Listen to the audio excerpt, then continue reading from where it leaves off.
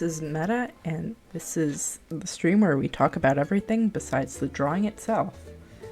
Tonight we're gonna be taking a look back at classic Vocaloids. Honestly, I had difficulty coming up with a stream topic, mostly because I was all over the place these past couple of days. But I hope that the drawing we've got in store is gonna be fun for y'all. Let's see.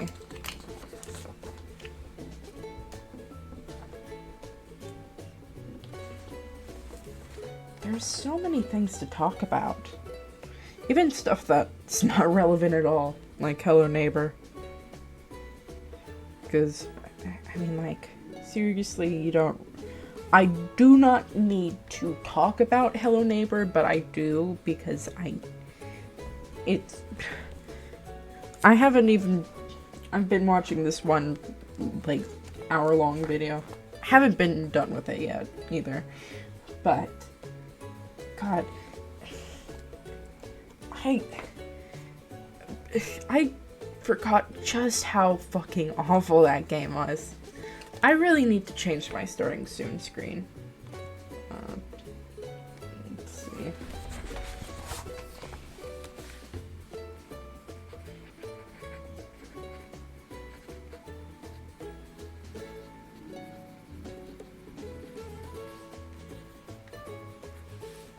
Let's see.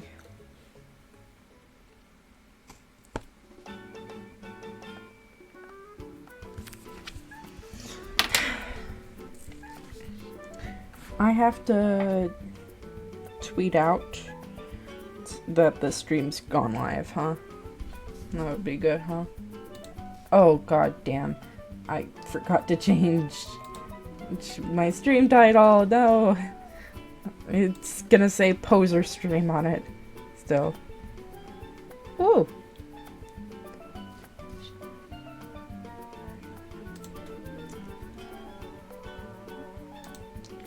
Let's edit some stream info, shall we?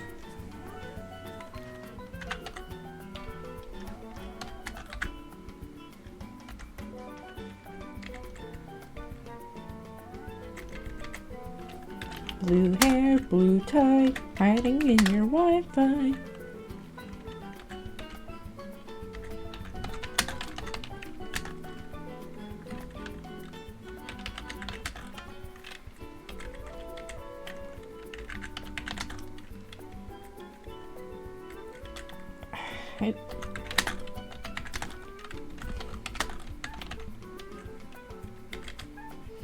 I was thinking about maybe drawing Party Junkie Miku, but I was like, I don't know.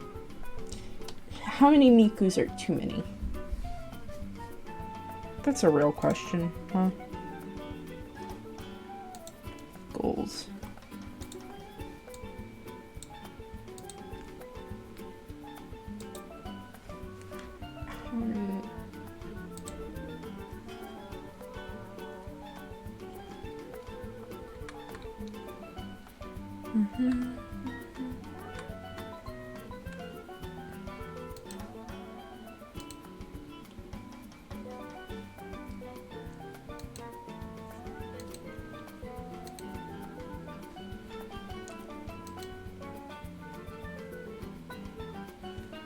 Yep, I need 50 followers.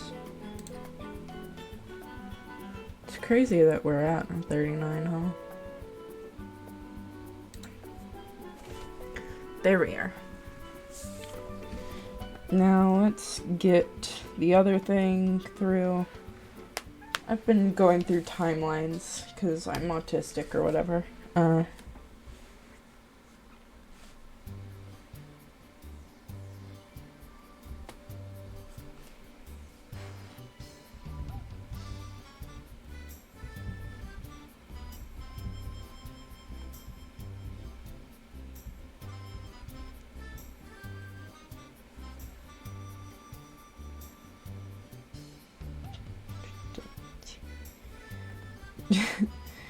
TV.tv.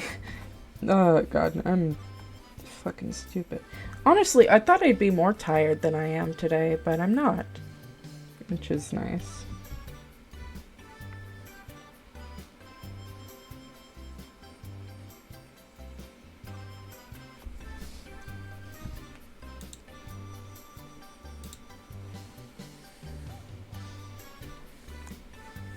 And, alright.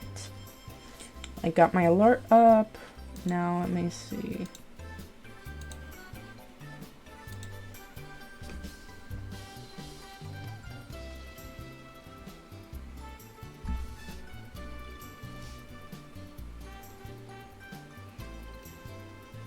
Alright, there we are.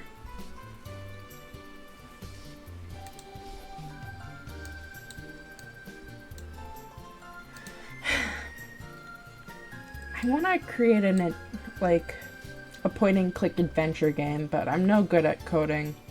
I'm no good at actually working my computer. Let me just put it like that. But I would really, really like to. There's plenty of coders out there, right? Whatever, I don't know. Let's get into the drawing. And we can talk about some current events and stuff like that, because that's always fun, right? First rule of business, guys. The fog is coming. The fog is coming.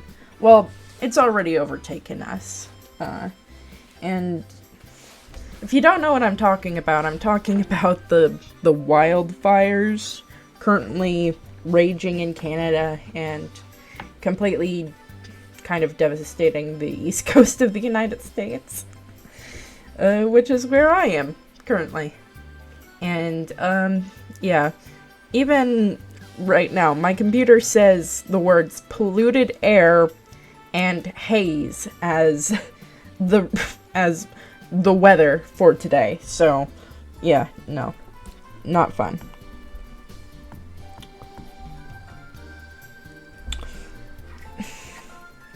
I hope, like, there's been so many air, like, so,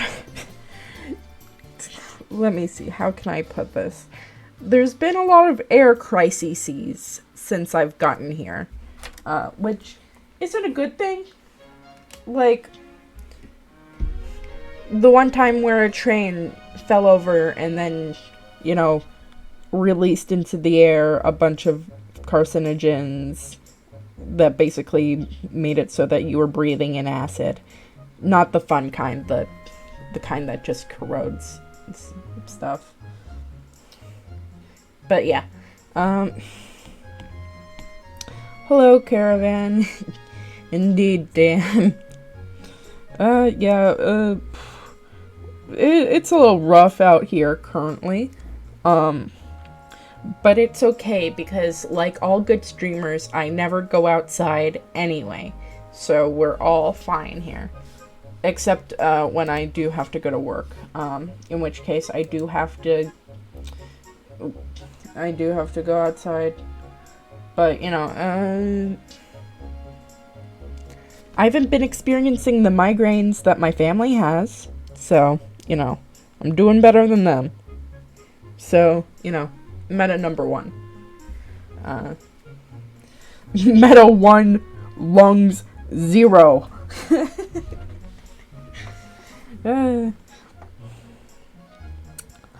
This isn't a very good reference of Bada Night, Miku, but there's not really... This thing's like 8 fucking years old, bro. That's almost as old as my cat. My cat's 9. She's 9. So, yeah. That's, like, a good indicator to show you... Well, it's not a good indicator, but it shows you just how sort of ancient this specific memory / song series is. And it still holds up really well. I mean, if you can find it anywhere. For a while, like for a good part of the 2010s, you just could not find Bada Night. on any platform because of copyright issues.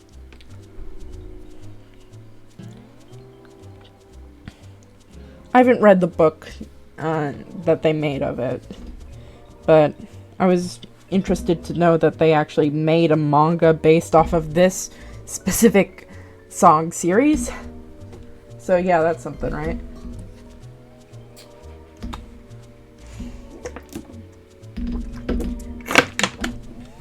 I thought about doing World's End Dance Hall, but then, you know, their outfits might be cute, but they aren't really iconic.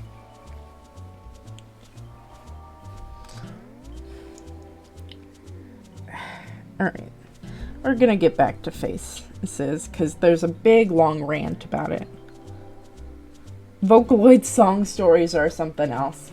They really are. Oh. Have you listened to Bad at Night? It's really fucking good. If not, I highly, highly recommend it. I'm just playing the Nintendo Summer playlist, though, because, you know, I want it to be a chill sort of summery stream. Maybe later into the stream I can play some without getting immediately copyright stricken. The main thing about, like, playing it is the fact that it is so... its copyright history is so heavily... what's it called? It's so elucidating, I guess. There's a lot of litigations that I literally cannot read because it's in Japanese. And if you think I'm going to parse through a bunch of Japanese paralegal stuff, then that's a little bit... I don't understand why you would think that. Why the fuck does my screen look like this? What? Okay, whatever. Yeah, no, it's doing it again.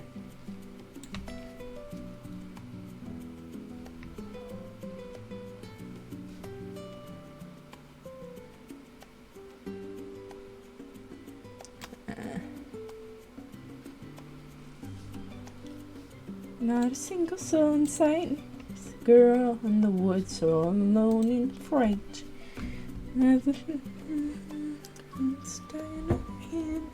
She arrived at the mansion at dead of night. As I'm getting more into, like, a different style, things become hard again.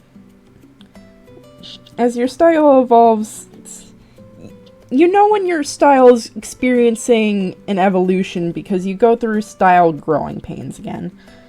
And I'm feeling that again. Just paste it into Google Translate, bro. It's 100% accurate for your legal translation needs. Wow. I can't believe it's that simple. I mean, like, also a lot of the documents haven't been released to the public, but that's an entirely different thing. But, yeah. With a knife. Our school in the rain.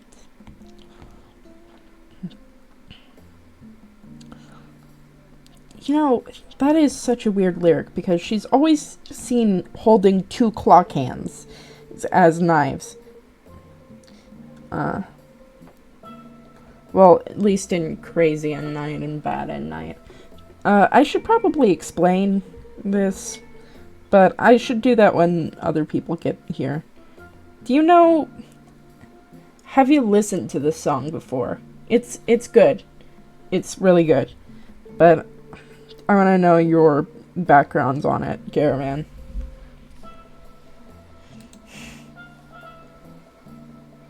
Goku. What did that come into my mind? He's taking over. He's controlling me.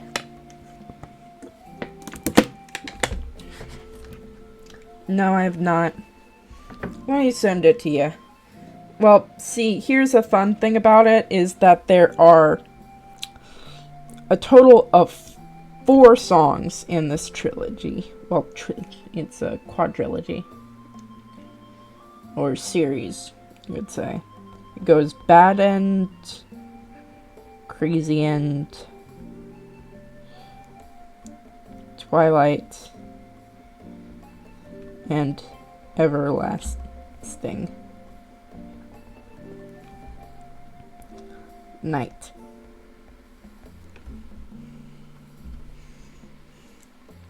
Maybe I can play it through the speakers. The speaker system.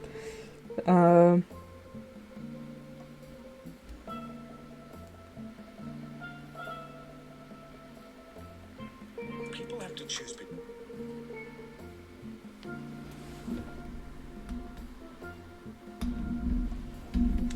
My responses might be a little weird, a bit weird for a bit.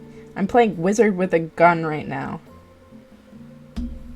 Noida? Are you... There's so many things you could be talking about right now. And I'm pretty sure the first 2 things that came to my mind were Noida and Ultra Kill, which are not right, but you know, whatever.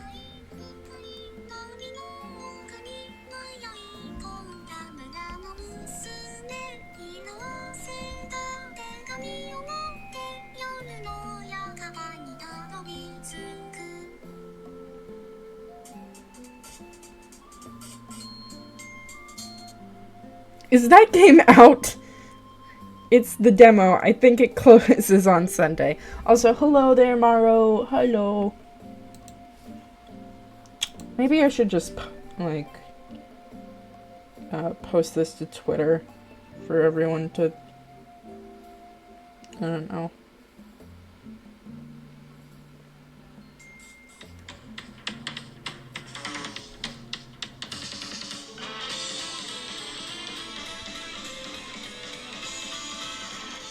Oh fuck, I need to get on that now. Also, hi.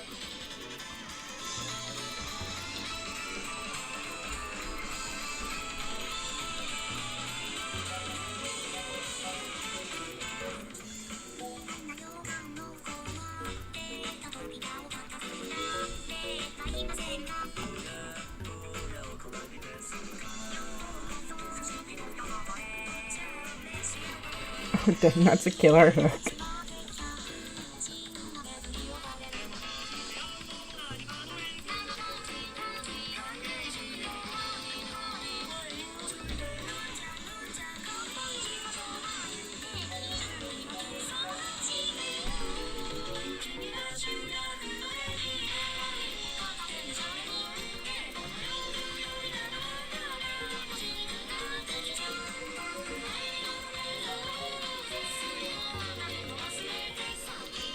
Pikmin 4 demo is also out.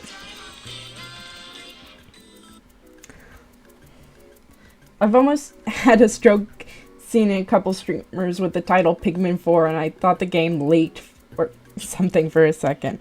Oh yeah, because I don't know what the fuck they're doing with Pikmin 4 on a side tangent. I wasn't really on a tangent before, but now this is a different one that I'm on now. But yeah, I really like the little, well, European tuber moves the mouth with a song. That was cute, lol. Let's clip that. Clip that. But yeah,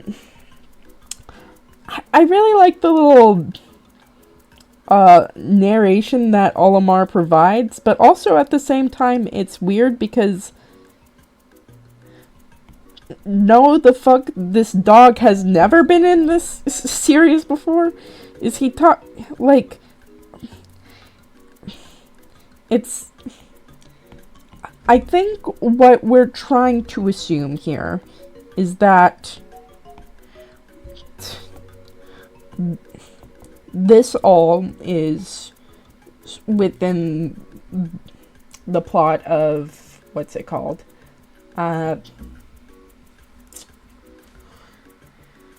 The aftermath of Pikmin 3, where he was saving 4 parts of his ship. But if we're not talking about that and we're talking about the first game, then oh my god. I mean, like, it's not that big of a deal. They're just kind of retconning in the fact that there's a dog now. Olimar has a dog now. Anyway, yeah. New idea. Play Vocaloid songs and have my PNG tuber move along with the lyrics. I'll play a little bit of each for, like, the whole package, as it were. So that's Bad and Night. Here's Crazy Night.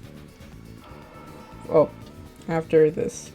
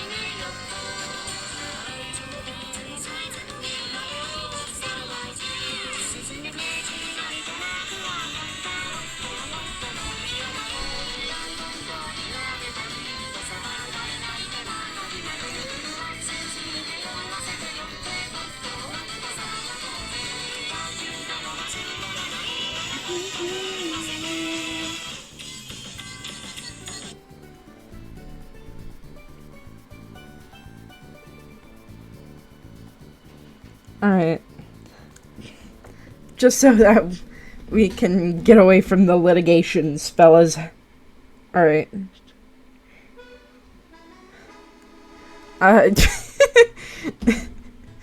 No, this is not the slide one. But, here's Twilight Night. Just...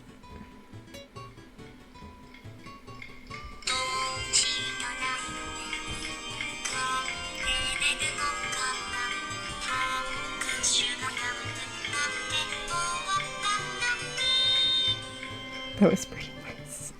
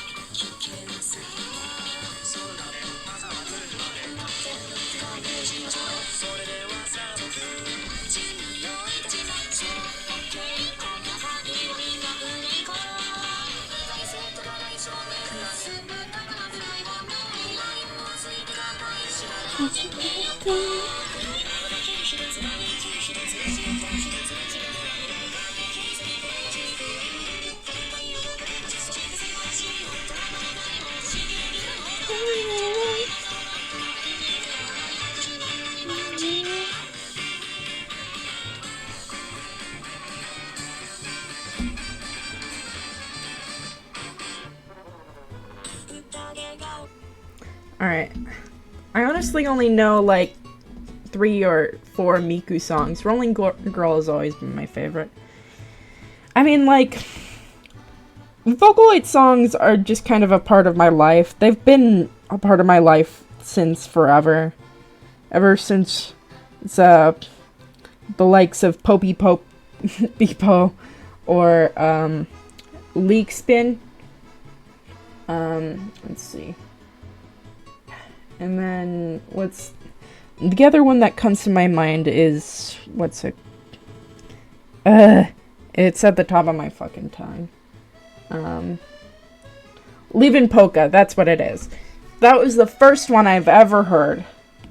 But like that was in the like general culture of like younger me was really into like Caramel Dancin' or the Numa Numa song. So, you know, I kind of fell into that loop, and now, you know, I can still enjoy Vocaloid for things like, how do you say it?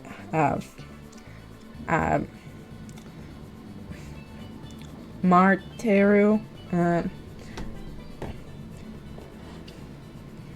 Fuki Retta counts as Vocaloid, I guess. That was a bop.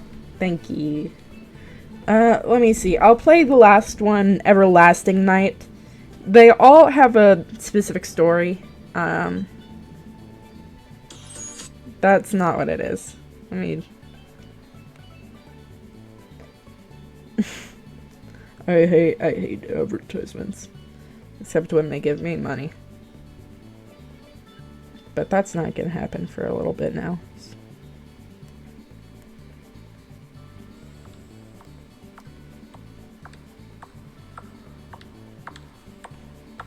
Oh, I like Kikuo.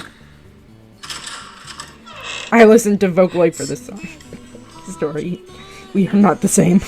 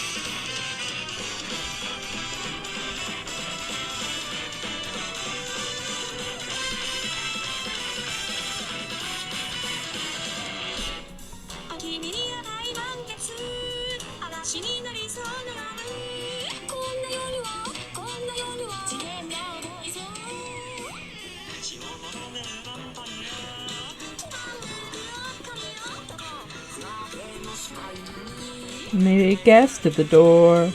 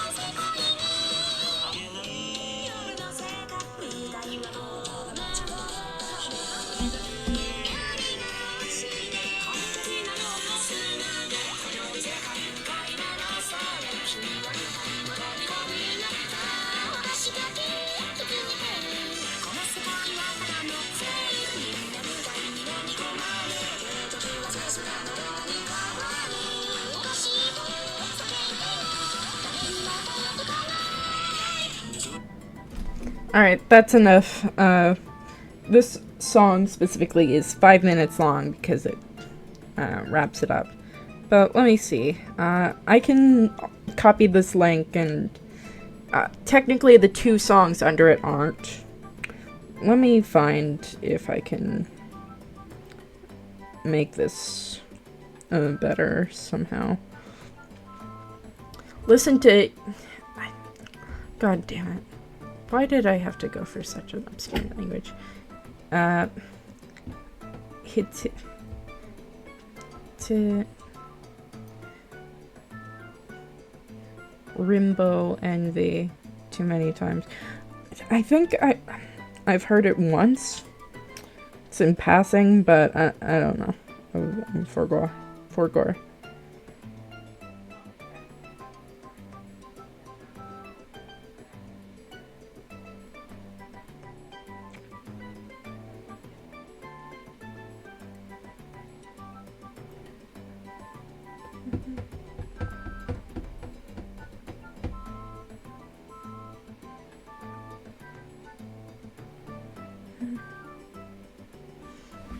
TY Meta for pulling up the music for us.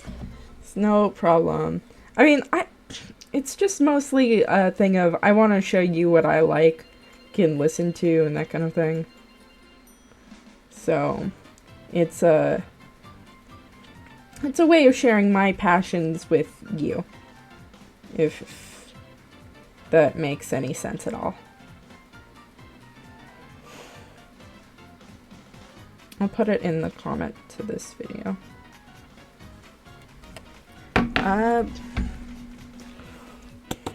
Anyway, I really like this Miku's design, though I can never get her head shape correct.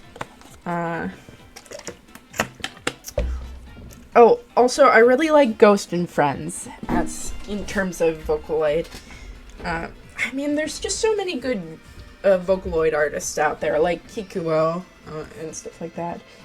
I mean, like, really at the end of the day, Vocaloids are instruments to be used in a larger song, except the instruments in said song are the voices that you use.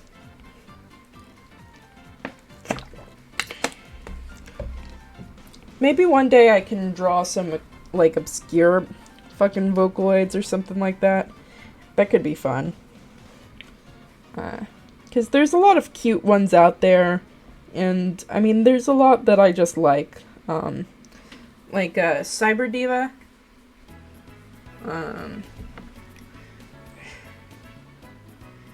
What is... I really like her counterpart.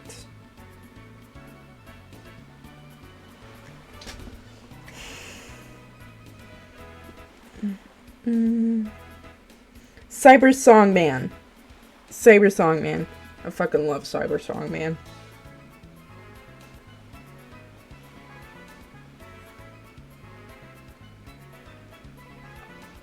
Though out of designs, my favorite has to be Mayu. I can probably show you a picture of Mayu. I'm not really too into actual, like, proper Vocaloid fandom, as it were, because that has to do more with seeing Miku and friends as characters that have distinct personalities and ways of interacting with one another, whereas I like to see them as dolls that you can use for any which way, you know? And a lot of Vocaloid fandom is based off of lighthearted songs and stuff like that. Well, not even lighthearted songs, just songs that are generally popular within fandom's interpretation of said character.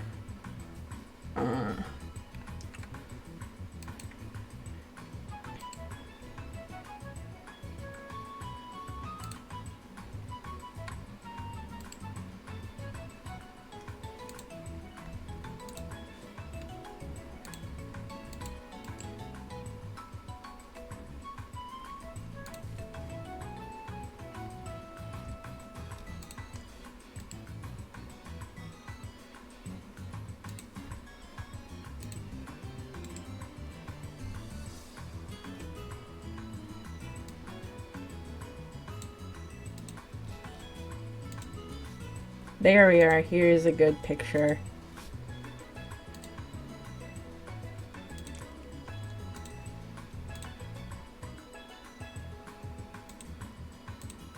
Not of that. Here we are. Here's one of my favorite Vocaloid designs.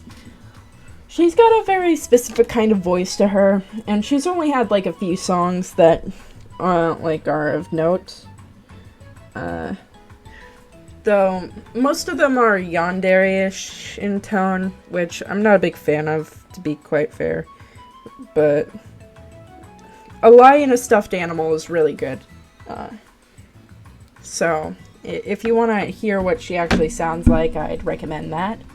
But I really like how the music theming for her is just straight up incorporated.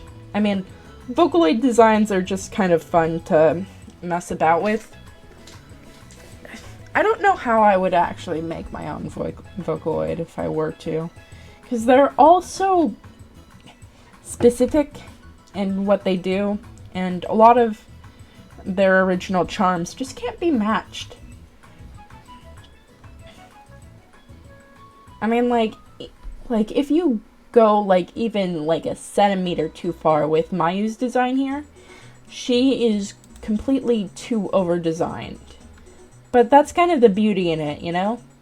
Like, I really like her little headphone earrings, and I really like the fact that her little fascinator is also a speaker, and is clearly a speaker, and all the little sound dials on her little outfit are fun. But the main thing is obviously that she's got a stuffed animal that's a microphone and the piano skirt. The piano skirt's just really cute. Though, it's weird that Vocaloid designs kind of enmesh themselves weirdly into, like, what's it called? Like, Toho tropes, if that makes sense. Like, even I don't really exactly know what I mean by that, but, like, it... basically, essentially, like, I think it's just the whole early 2000s way of designing anime characters in which they're really specifically stylized in a way that they're simple and yet really, really over-designed.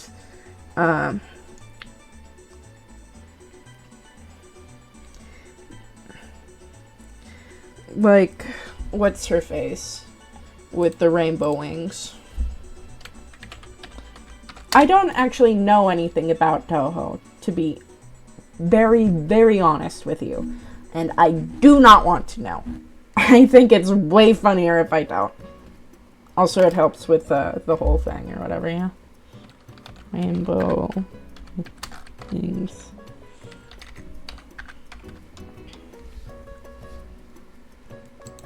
But with, like, the glass and stuff. Yeah, this character. Flandere. Flannery. Whatever.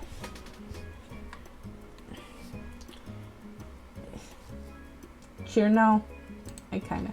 The series that caused Bad Apple. Yes, this series did cause Bad Apple. All the characters within Bad Apple are references to specifically Toho characters, but I don't care.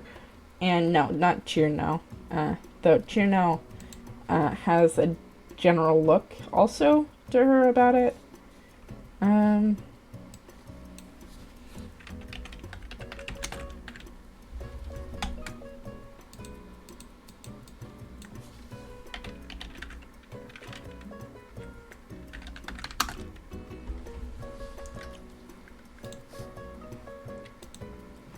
Night of Nights. Yeah. It's a very Kirby style. Like, it's all, like, interconnected, and I don't know what the fucking line is. But, like,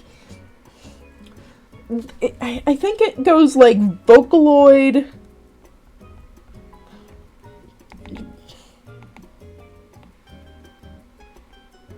Toho, Kirby. And there's some fucking connection there. I don't know what the fuck it is, bro, but it's there. And like, you know, I know that doesn't make sense.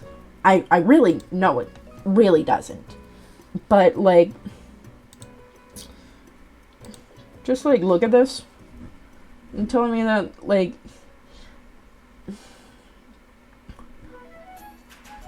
fuck, what's his name? Mark's and her look really fucking similar, and that freaks me the fuck out, bro. Like, whenever you put these kinds of wings on a character, you will forever be compared to these specific characters. And I don't know what's going on with these aesthetics. Don't know. It's a mystery. And I think that someone braver than me, and maybe with a little bit more Toho knowledge, should probably be the one that figures that one out. Yeah.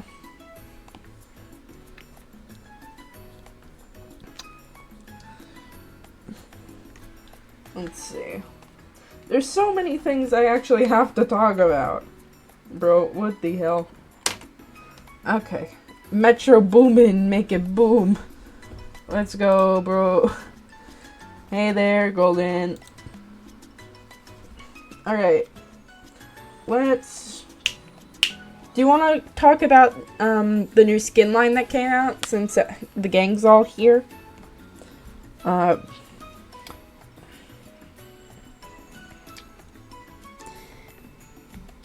Soul Fighter fucking rules, bro. Oh my god. Banger skin line. I don't know why they decided to put Neferi in it. But, you know, fair play, yeah. I was really scared that we wouldn't get a Tao Kaka inspired champion. But, you know, Shaco's here to give us all that we ever could hope for. Even though we won't get Shaco in-game. The Shaco's, like, he does technically have a skin, but, he doesn't, if that makes sense. Also, like, it's canonical, that is what he looks like. But I don't know if, I mean, we might get a second wave of the skin line, and that might be when Shaco's coming, or whatever. But, like, I would really like for that Shaco skin to be real. Be fucking cool. But yes, they did make Evelyn Poison from Street Fighter. Yeah, I know it sucks, bro. It's really rough, buddy. We could have had it all. We really could have.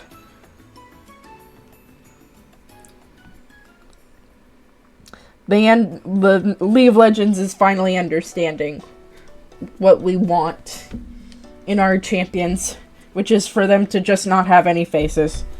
But then they're like, wait, what if it's not really a skin after all?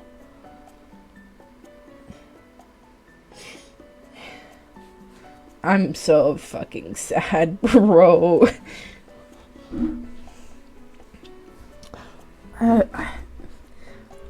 Samira looks... The faces are gay. Whoa, Morrow. Calm down. I might make, like a little Tao Kaka, Vega. Why did you censor Gwei? It's not a bad word. It's not a bad word. You can go for it. We're an accepting community.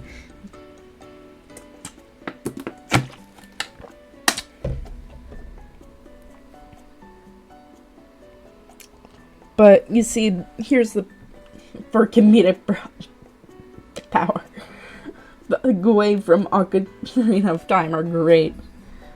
My friend is just now playing it for the first time ever, and it's really fucking funny to watch them retweet shit that's going down. Like, just the fact one of them is like, I fucking hate the water temple, in all caps, and it is golden. Or like the time where they discover the time mechanic. They're like, wow, why is Link now older?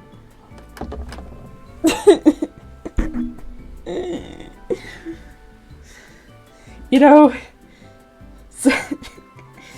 and I think it, you know, it's a real testament to the fact that even all these years later, we can still have the same experiences.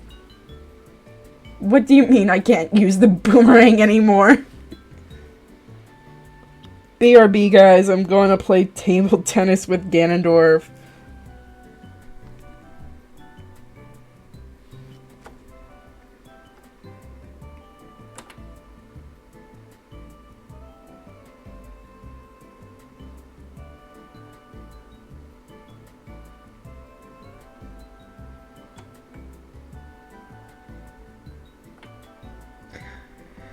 Let's see.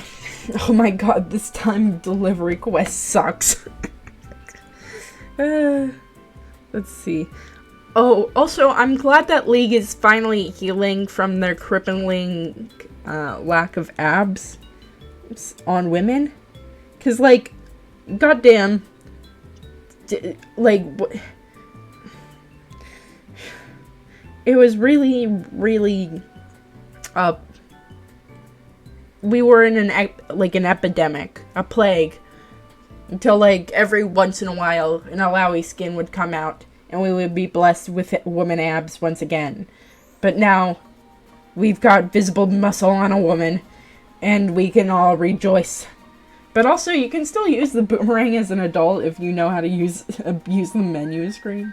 That's fucking sick, bro. I'll have to tell them that. Well, that is if they want to play it with exploits, you know. But yes, Samiro has visible muscle. We can all rejoice as a community.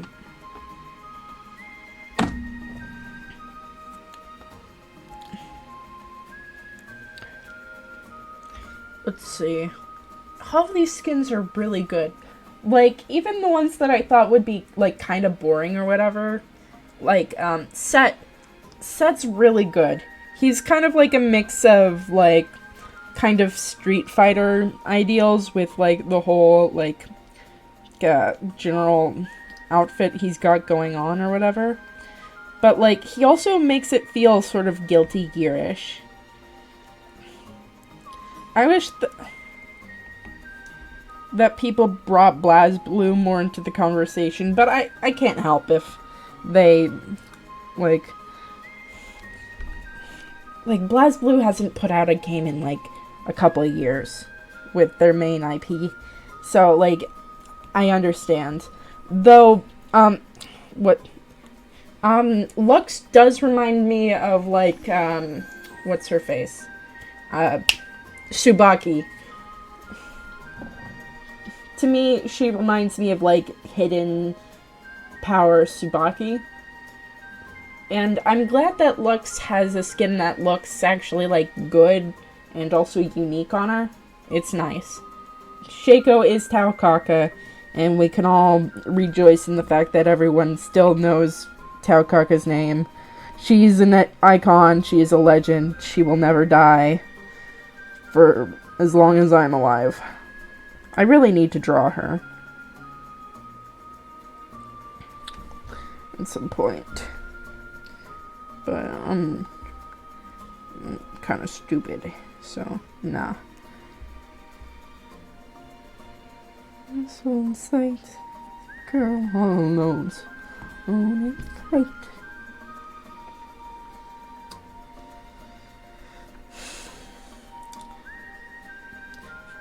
Oh hey, Vocaloid. Yep. We're tackling those today. I thought about doing a bunch of characters, like a bunch of Mikus, like Party Junkie was on the list. World's End Dance Hall was also on there. Party X Party. And Death Should Not Have Taken Me. Most famous Beckers character, probably. Huh, really? Yeah, probably. I mean, like, besides, like, Ragna the... Like, I mean, like, I feel like the only character that kind of comes close to her popularity is, like, Ragna the Blood Edge, I guess. But then again, we also have Soul Bad Guy, so... Like, people are just like, isn't this just Soul Bad Guy? And they don't... And, like, Ragna kinda... And, like, to be fair, I don't really care about Ragna. I could give less of a shit, to be quite fair. But Rachel's also really fucking good. Rachel Alucard is a fucking goated design, and I don't care. Kauka is definitely up there as a popular mass furry character. Yeah. Also, like, she was, like, one of the first characters that, like, darker-skinned cosplayers could, like, not be shamed by wearing, essentially. Because cosplaying back then, and even now, was really fucking, like, people were really fucking mean. Especially if you were, like, a black cosplayer, and you just wanted to cosplay, like, a Japanese character. Ragna the Blood... Ragna the Blood Edge, you mean, yeah. Sorry, forgot. It's been so long. Since I've heard of BlazBlue. The cosplay is okay, but, why are you black? Exactly. Oh my god, it was awful. Oh my god. The shit, I mean, people do still say this shit to people. And that's still fucked up and cringe. It happened in a lot of circles. Like Lolita and just in general nerd culture or whatever. Generally, if you showed your face and you were not like some variation of white passing, you were kind of treated really, really fucking badly by the terminally online nerds who just kind of fucking sucked, to be honest. That doesn't mean that there wasn't, like, community, but the way that certain people were treated was still largely very, very badly. I mean, I think I should go into a whole...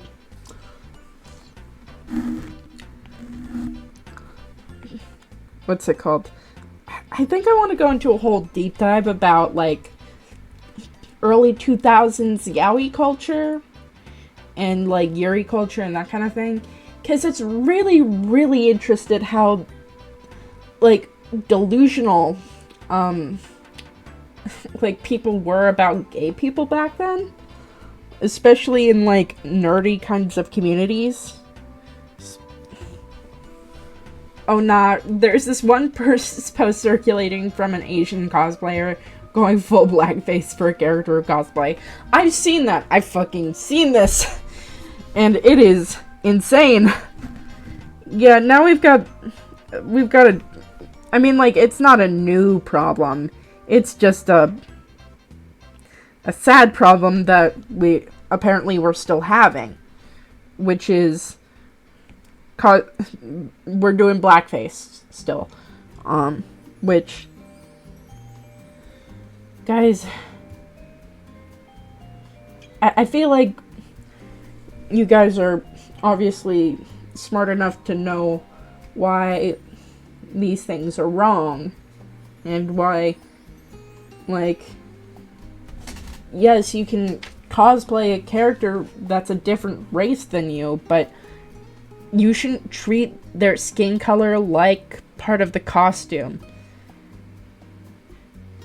Like, if your little kid wants to dress up as Maui for Halloween, then, you know, what's Maui's costume? It's kind of like a leaves kind of look or whatever.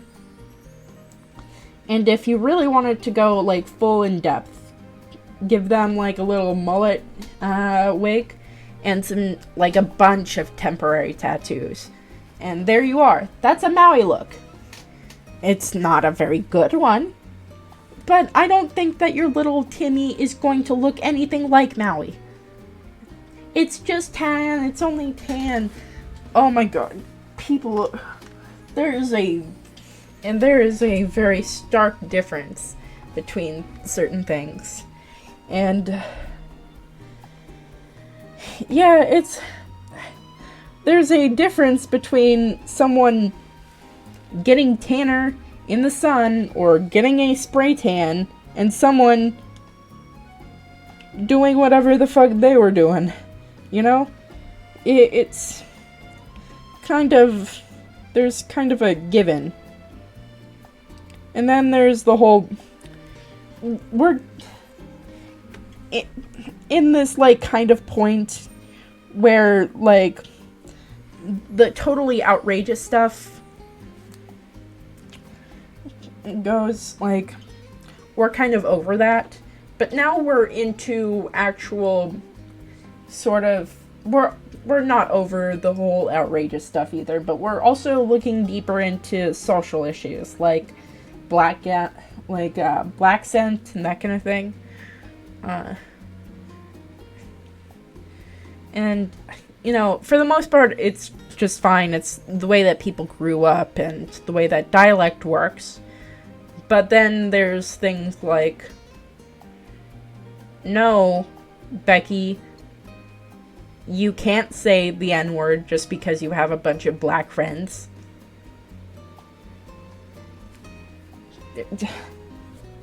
Yeah, see, if you actually want to go max tan, you need to look orange like you have jaundice now. So true, guys. I love it here.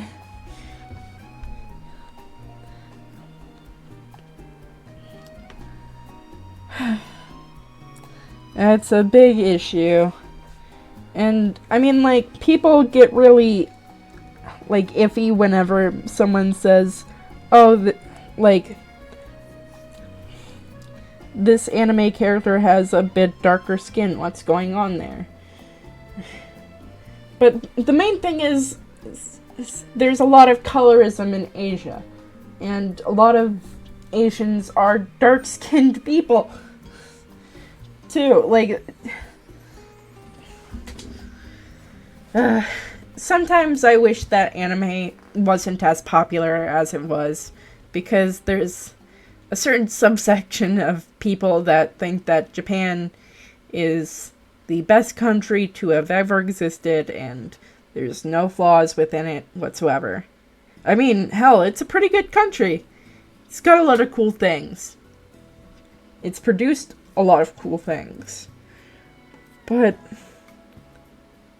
you can't stick up for every dumb, shitty decision that's a part of Japanese culture just because that's how it is or whatever.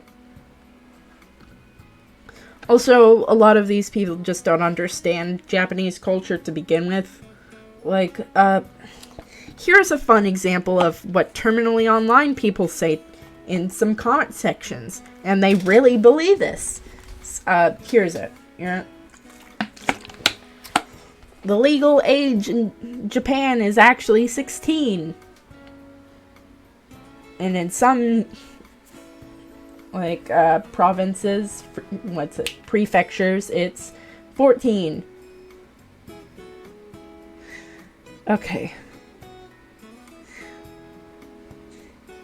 Just because there's a law in one part or several parts of a country does not make it a cultural norm for them to do.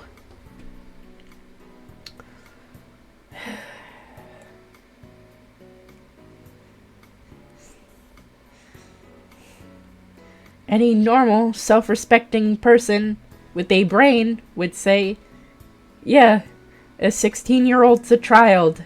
No. I wouldn't sleep with them even if it was legal.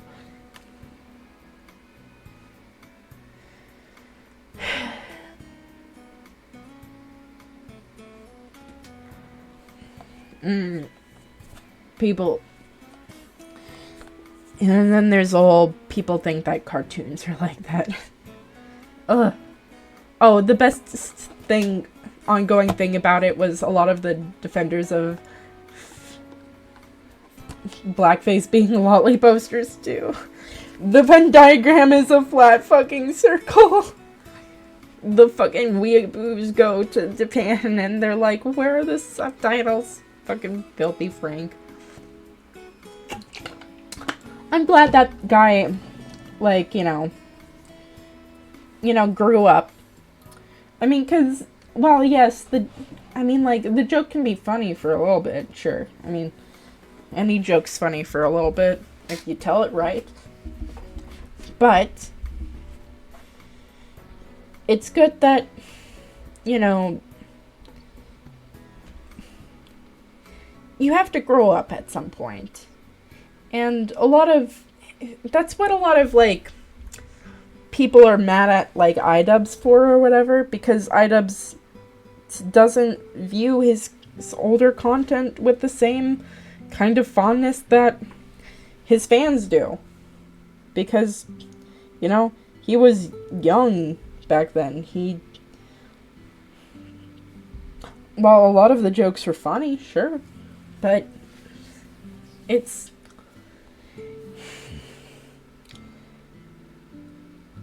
not part of his identity anymore, and people have to move on. And a lot of people are butthurt about it. Even though, like, you can still watch all his videos, he just won't be doing any more of that kind of thing. Jerry Seinfeld be like, hey, what's the deal with the age of consent? In Japan, my 16-year-old GF was alright. Seinfeld music. So true. So true.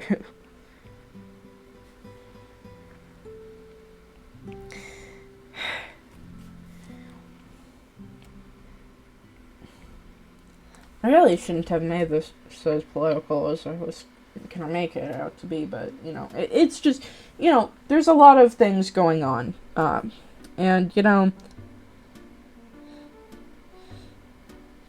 politics just naturally kind of get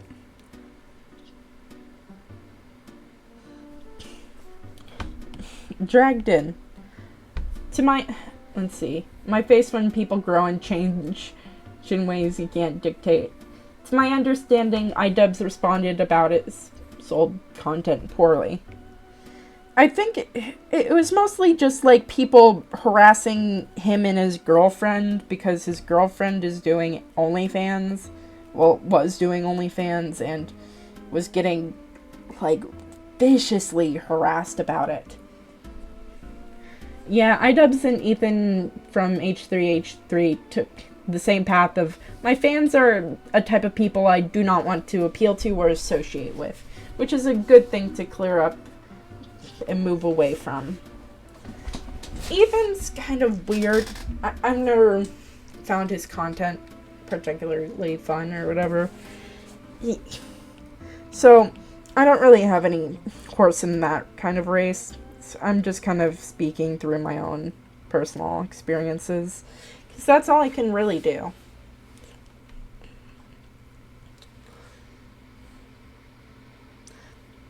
the kinds of fans that these kinds of creators have are Redditors. That's the best way I can put it. I mean, they might not go on Reddit. They might not even be on the site. I don't know. But, you know, when I say the word Redditor, you know what I mean.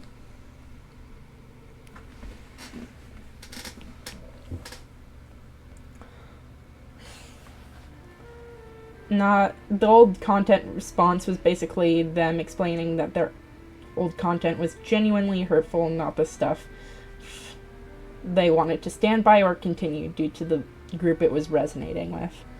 Yeah. Also, I mean, like, it kind of leads you down a certain pipeline. Even I got wrapped up in that because I didn't want to be bullied or, like, you know, attacked. And, you know, that it's weird to talk about, you know, because I was really young at the time, too. But I was like, well, if I believe the right things and say the right things, then people won't hate me. And I'll be smart and that kind of thing. But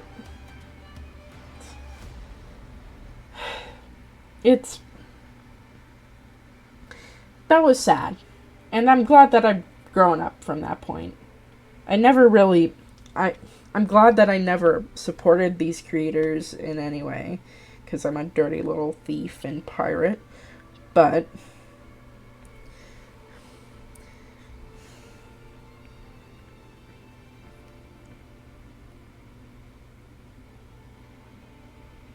yeah.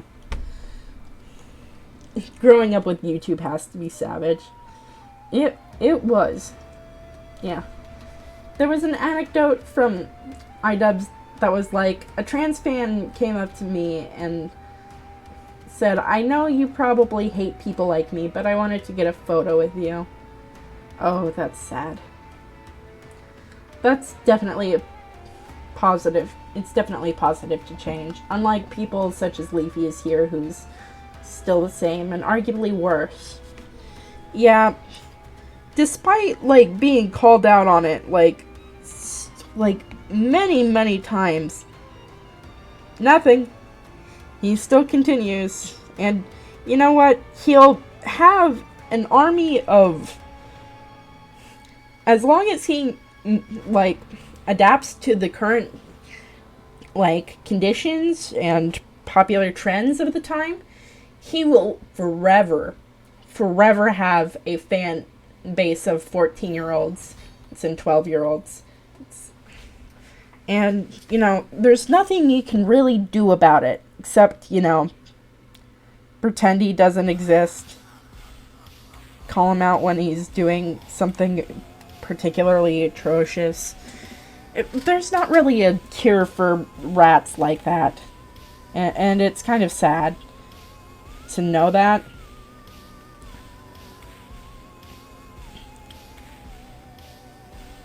Though, you know, the more that you don't talk about Leafy, the more his power kind of leeches away. Yeah, the manosphere and edgy content creators are dead set with, I will never admit to change. I need to change. I need to triple down or else I'm weak. Yeah. Let's see. I feel like the other, like, big one that's, like, part of, like, that whole drama community is, what's his face? Keemstar. And everyone knows it. Everyone fucking hates him. But he's just a little rat. And I can't wait for him to finally, I don't know, get off the internet.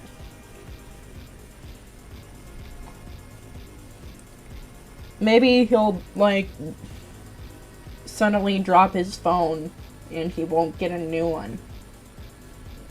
You know, Keemstar thankfully has been dying out. Yeah.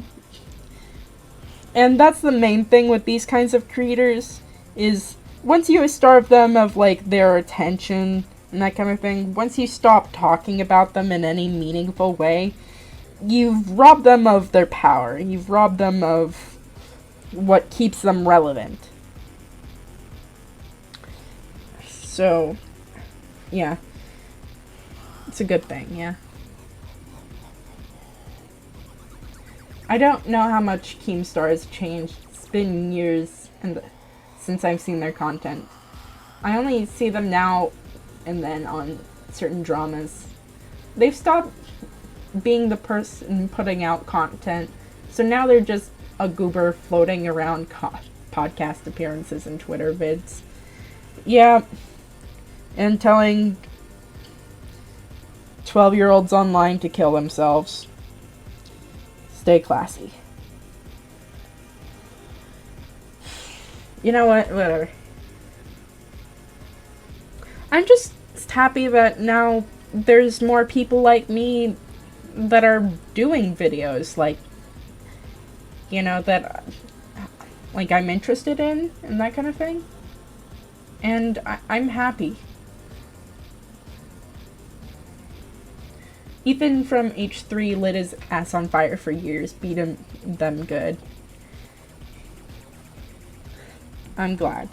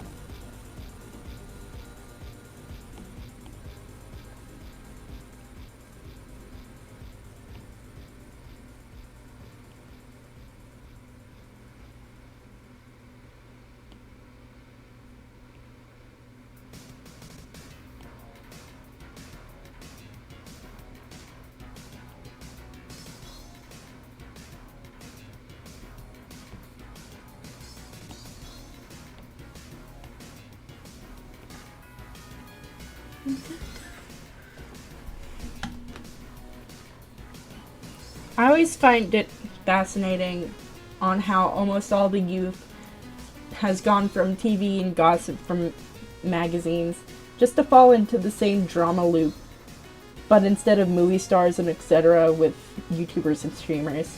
We really are fucking basic as a species. Yeah, no, the internet is no longer the toxic, edgy people as the norm. I think Ethan is fine. The only major issue is that he really jumps the gun really fast without lacking the context or thinking it through. They've really improved on that greatly, actually. They definitely used to be worse than that. Yeah, I think that the main thing I don't like from him is, continuing to, like, support creators like Trisha. I just don't like her. But that's just me, you know? She's just kind of insulting as a human being. But whatever. Oh, here's something, speaking of internet drama, that, I mean, shows us sort of the human condition, but not really. Not in any meaningful way. I mean, I will never know these people, but they have a profound meaning on my life. Not profound, but more like they've had impacts on me as a person. And, yeah, let's talk about it. So, a friend that I follow on Twitter was like, what's it called? Just like happy about the new Soul Fighter setup or whatever, right? And Gwen and Pike were shown to be like really good friends. And so they were like, oh, new ship. And they were like, wow, this is really cute. And then they got dogpiled on. It was a mess. Still is, kind of. And mostly it comes down to people going, that Gwen, Dog Champion, Big Scissors Lady Gwen, she is apparently child-coded. And I feel like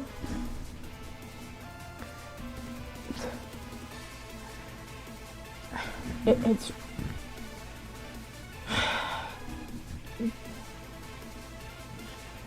people need to calm the fuck down, bro. I fell out with Trisha almost 2 years ago. It's funny how it occurred. That's pretty funny. I mean, I knew that they weren't really getting along with it.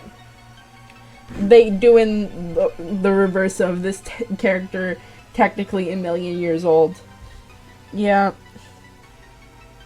I mean, man, guys, it's true that,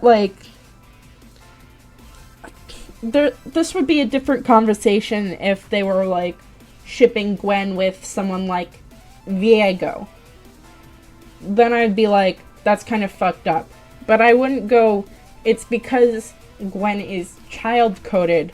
I would go, it's because she is coded to be Viego's child. But the thing is, right, Gwen completely acts like a young adult woman would, and Riot treat her as such. She's just kind of a happy seamstress kind of lady. And also this is an alternate universe where the whole backstory bit doesn't really apply either. So the whole she's a doll and millions of years old thing doesn't really count anymore. So she's just, as far as we know, she's a really good seamstress in Soul Fighter who brought her dead friend back to life. And that's what we went with. And it's their story. And there's certain characters that are child-coded, or are literally children. Take Zoe, for example. Zoe is coded to be a teenager. That's her whole shtick, is that she walks and talks like she's an all-powerful but really kind of bratty teenager who's 12 to 14 or so. And see, people do the whole this character's technically 8 million years old on her, but you can tell the difference between a character like her and Aurelion Sol or Morgana, based on the way that they act. Yeah, there are issues to say that Gwen are child-coded. Gwen's body, first of all, is the body of a female adult, unlike Zoe, where she is a clear child-coded. Second is that Gwen, correct if wrong, but part of her soul is a soul. So even in the argument that her soul is a child is not true either. You could even take it one step further and say, even if she's not the soul of Isolde herself, she is the soul of Isolde and Viego's hypothetical child. And that child would have been grown up by now. So, yeah. Yeah, no.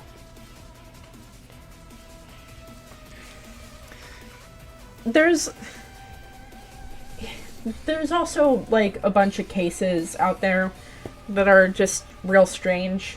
Especially, like, the ones that come up the most frequently for me is Yordles, because that's what I draw, that's what I do, right? And I mostly play it by ear. Like, Gnar, 100% child. No contest. He has his first ever skin was him in little footy pajamas pretending that he was a monster, which is explicitly what a child would do. So yes, baby, he is a 100% a child, and there's no arguing with that. But with characters like Poppy, Tristana is like the obvious example where she just acts like a 20-year-old. She acts like a young adult who parties a little bit too much, that kind of thing. And you can see it in her movements and that kind of thing, right? It's why you assume that Heimerdinger is old without him explicitly saying that he's old. Even though in later things it does confirm that yes, he is old and that kind of thing. You instinctively know that Heimerdinger is supposed to be an old man mentor character because of the way that he speaks, the way he talks, and the way that he moves. The way that characters carry themselves can tell you so much about them. Here's the biggest one that, like, a lot of people get confused over.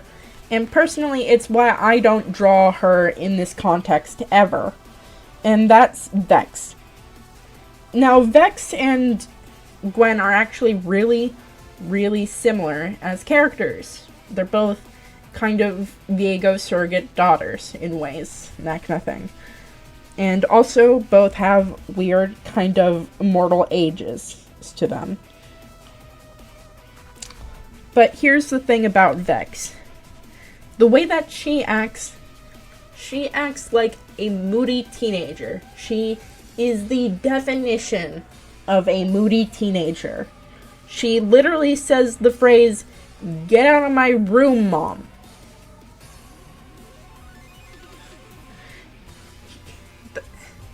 There's not many ways that you can interpret that other than this character, to the writers, is specifically teenage. And the way that she crushes on Viego is teenage in tone too. She views him as a brooding bad boy without a soul and is gonna make the world bad just for her, that kind of thing. She's also written to be, like, also her whole shtick essentially is a young immortal discovering the fact that not dying sucks. And the trauma of discovering that fact. That's kind of her whole apotheosis of the story. That's what it is. And, yeah.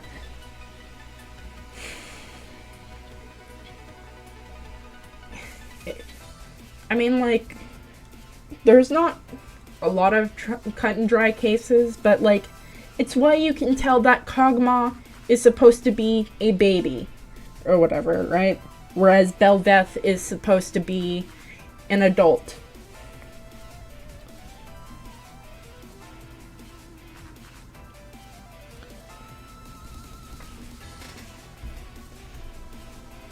They won't, like, tell you, like, their specific ages unless it's relevant to, like, plot or lore or whatever. But you can tell pretty clearly if you've got a little bit of common sense. Gwen's actions are not those of a child, they are of a peppy woman. And I feel like there's a certain, like, aspect of the fact that she's a really feminine kind of character who dresses in a Lolita kind of style. And, like, that can throw people off. But that's also just kind of like a whole, guys, just because a woman is happy and, you know, doesn't show a lot of skin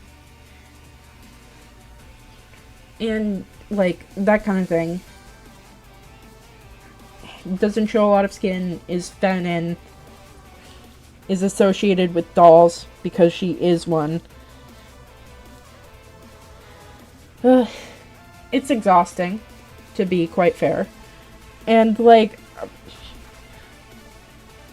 to a certain extent, I'm glad that, like, you know, part of the fandom is aware about, like, the dangers of this kind of thing and the slippery slope that it can create.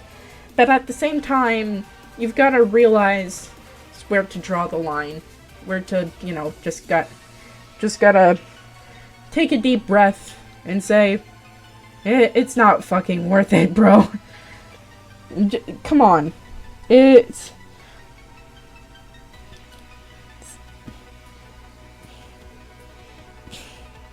There's worse things on this platform than someone shipping a grown woman with a grown man. You don't have to like the ship. You can think it's awful. You can think, oh, this dynamic would work better if they were friends, that kind of thing. But, like, what? I just don't understand. I mean, like, I do. It's mostly just to, like, stir the pot or whatever, right? But, yeah. Alright. All women equal infants. Also, me head out for now. Very warm where I am, so I go take rest. Alright, Golden. Have a good time. See you next time. Next stream, I might do... Let's see. Maybe we'll do a Minecraft stream. Ciao. Let's see. I might do that, or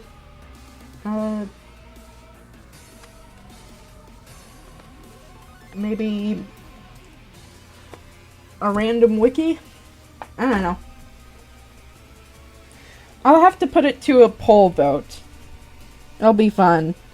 You guys can vote in something that counts, that matters in this country. This country where we all definitely live. Wink wink. Nudge nudge. Everyone's in the depths here. It counts. You all... by subscribing, you all have registered to vote.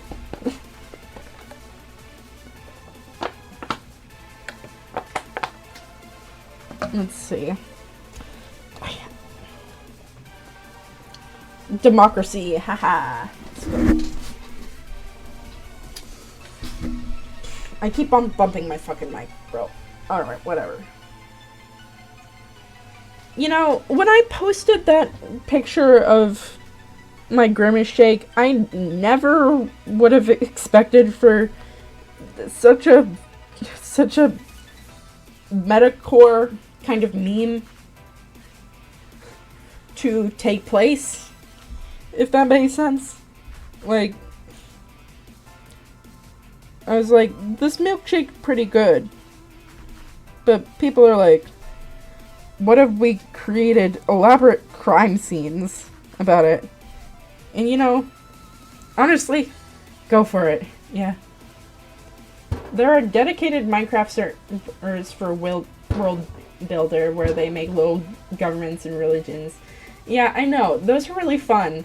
Though, I've known, like, I really like watching those, or whatever.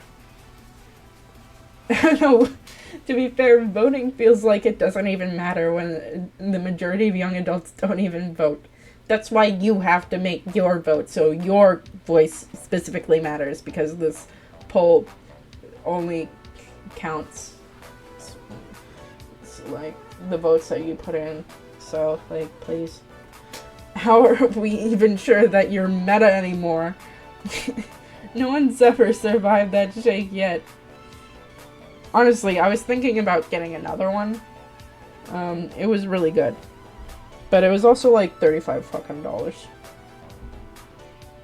But I would get it again.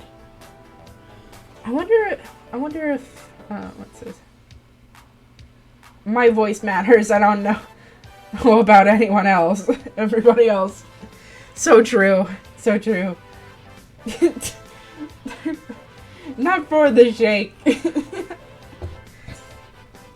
Yeah. $35 for a shake. It was for the meal. You have to get the Grimace meal to get the Grimace shake. Also, like, 2 other people were with me, so they had to get the meal combo with the shake in order for the thing to work or whatever, yeah. So, yeah.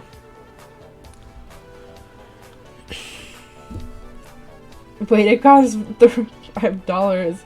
Not for the entire... It was more like, probably, like, maybe, like, $10 each or something like that. About $10 or so each. Okay, it's only when you get a combo that makes it slightly less worse. Like, it was probably, like, $11 for everyone to get one, so that's why it was $35 on the bill. Oh, wait. Here's something really tragic that actually happened to me yesterday, chat. And, you know, I would get one of those phony, fake Grimace shakes that kill you,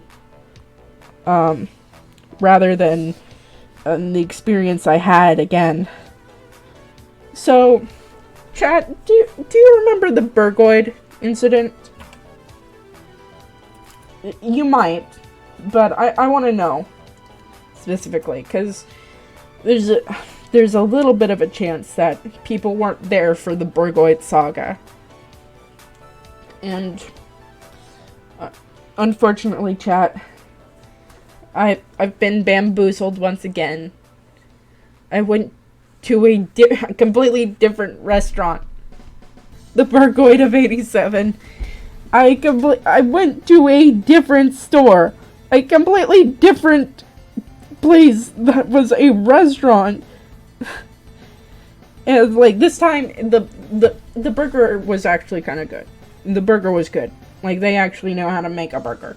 So, we're starting off good. Here's where it gets bad.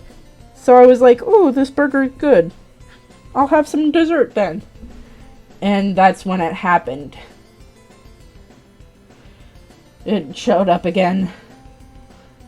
The half-melted cheesecakes. And the milk stirs. And it was all... And I was suckered into spending money on Mocha House once again. I don't even know why they did this to me. I don't know why they poisoned me. My stomach still hurts. This was yesterday. And my stomach still hurts. I don't know how this happened, but it's true. I can't believe it. I can't believe they would do that to me. I fucking hate this town. When will you learn? I was like, wow, these cheesecakes sure look similar. But what? Like, they look so good. I'm sure it'll be fine. And that's when it happened. And I got shot in the head by Mocha House. They were tracking my location after the Burgoid video went public. Because they knew that they had to get rid of me. No. I'm pretty sure that they still have no clue that I'm dissing their restaurant to, like, my, 23 fans, but, you know. My actions do not have consequences. Only funny. I remember I went to the place called Steak and Shake. Supposedly this shake was extremely good, but unfortunately the customer service in the review seemed poor. As it turns out, we had to wait 1 hour and my father had to constantly argue with them. The shakes were pretty good though. New trend, Twitter trend, draw your character eating a Burgoid, and then the agony. So true. I would never do that to Vagar though. He's my scrumply little angel, and I would never hurt him unless it was for dramatic effect. See, I've had Steak and Shake is really good. I do like Steak and Shake. It's a chain. But yes, their customer service is notoriously known for being atrocious. Here's a little story from me. I was at this concert or whatever. I think it was for, like, Lady Gaga or something. I don't really remember. But here's a fun part, right? Afterwards, we were like, ooh, we're so hungry. What's around here? Ooh, Steak and Shake's good. And we went into the Steak and Shake. Apparently, most of the other concert goers had the same fucking idea. And also went into the Steak and Shake. And the Steak and Shake only had like 3 employees, and they were completely overrun. They didn't know what to do, and it took us like a good 2 hours to get our food. I mean, they were trying. They were really trying. Even a police officer helped, which is honestly the most good that this police force has ever done for this city, to be quite fair. It was served burgers at the Steak and Shake. But yes, it looked like a sea of hungry concert fans trying to get like a pretty good milkshake and the steak burger trademarked. Though my grandma apparently will never go there ever again. She wasn't even at the concert. She just had a bad experience with them like last week and was like, no, I'm never going there again. And you know what? Good. More for me. More steak burger for me. Oh yeah. Yeah, if the place has good shakes, there's always a catch. Satch. That can be a dramatic event. The cops were called, or was he just there? I think that, like, he just, like, appeared. I think that the cops were called, but I'm really not quite sure. Because it's not like he was trying to arrest anyone, or, like, really do anything, except, like, serve food. I think that the officer might have just walked into the Steak and Shake. This was in Indianapolis, by the way.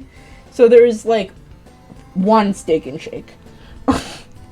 And apparently that's where everyone went. And you know what? At least, you know, good ideas are followed by a lot of people. And, you know, it sucks to suck. But we were, like, some of the first ones in there. So, we did get our burgers and we got our milkshakes and we fucking fled. So yeah, that's the thrilling conclusion of the Steak and Steak saga. The Steak and Shake saga. It's not that, like, intense or whatever. It's just kind of, sort of ridiculous. And, you know, you go from there. Let's see.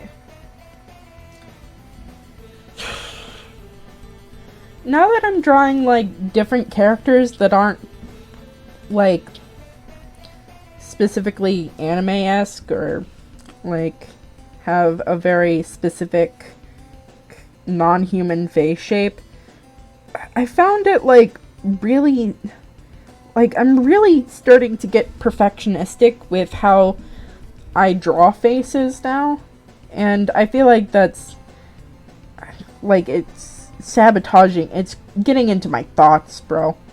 Like, I'm trying to draw Spider-Verse because I'm currently too hyperfixated to breathe, and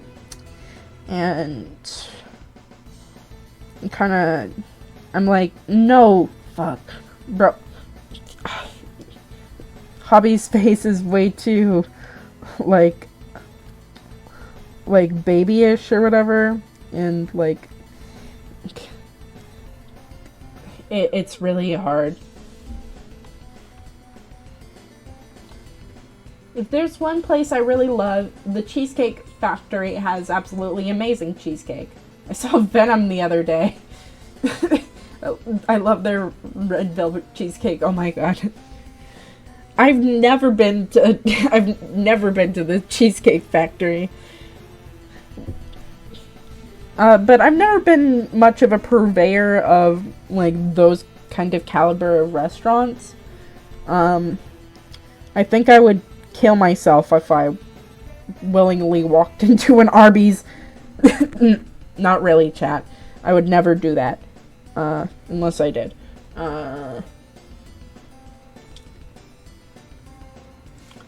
How I was not informed that there was a scene with She-Venom in it. All this time wasted. I'm so sorry for your loss, bro. That is actually a real tragedy that has occurred on the stream today. No more about this, like, I can't breathe because the smog in my area is, like, too, like, thick or whatever. I mean, like, it's actually, like, it's really sad. The best thing about Venom is the Eminem song.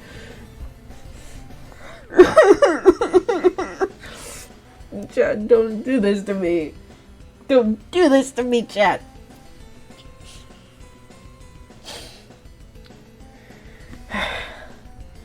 You can't say that.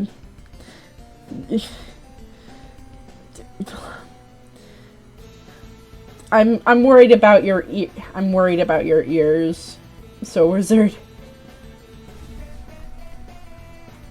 Is it She-Venom if the host is a girl or the parasite? Honestly, really fun movie. I like the way he says Eddie cracks me up. The host. Yeah, I feel like it's gotta be the host, because, like, Elliot Jelly's got, like, basically zero gender at all, or whatever. I know he says different things in the song, but all I can hear is Venom. Everything he does in the chorus. You need to seek help. You need to seek professional help. And listen to some actually good Slim Shady songs. Preferably not past 2010. Preferably. If you do, just, like, listen to, like, what's it called? Music to Get Murdered By, or whatever. It's Anderson .Paak on the track or whatever. It's such a bad song that it's good. It's the Stockholm Syndrome for me, chat. I mean, like,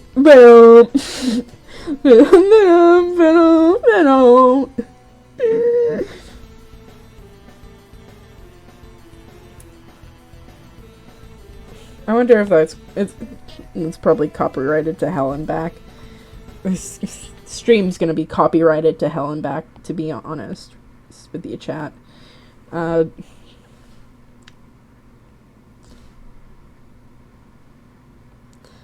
But let's see.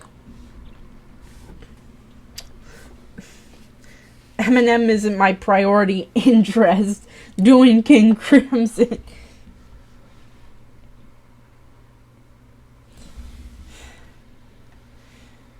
My favorite Eminem My favorite Eminem verse is when he goes Sakai Ichiban oh his summer so yeah but Sakai go your name. Imagine Eminem singing like literally any anime song would be fucking hilarious. To be like quite honest, like that would be really funny, but also I feel like I would die. I feel like I'm feeling like I'm getting a little bit too negative here. Let's see. You guys are still all in bully jail. Do not escape. Anyway, he should collab with Miku. The only one that should collab with Miku is Germa. He's the only one. He's her biggest fan. And everyone knows that your biggest fans should always be near you at all given times. That's why I'm giving away my IP address at this very moment. Nah, no. If anyone wanted to find me, they probably could. It's not that hard. But I really wouldn't want that. Don't look behind you. Oh no. I'm in a wall. I'm in some Spanish guy's wall right now. Can't really talk though. If you added 2 more people to their group, they could form a league team. My brother got into Germa because he's a Vocaloid fan, and he saw that Germa was playing a Vocaloid rhythm game. He did play Project Diva, and that was great. Honestly, he's like a grandpa, and it's really fucking funny. Because he's, like, just, like, genuinely excited about Hatsune Miku, even though he doesn't really understand who she is. And I think that's great. I think that's fantastic. Honestly, match of the century right there.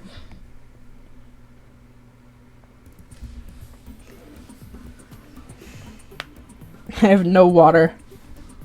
This is a disaster, chat. What a disaster. Let's see.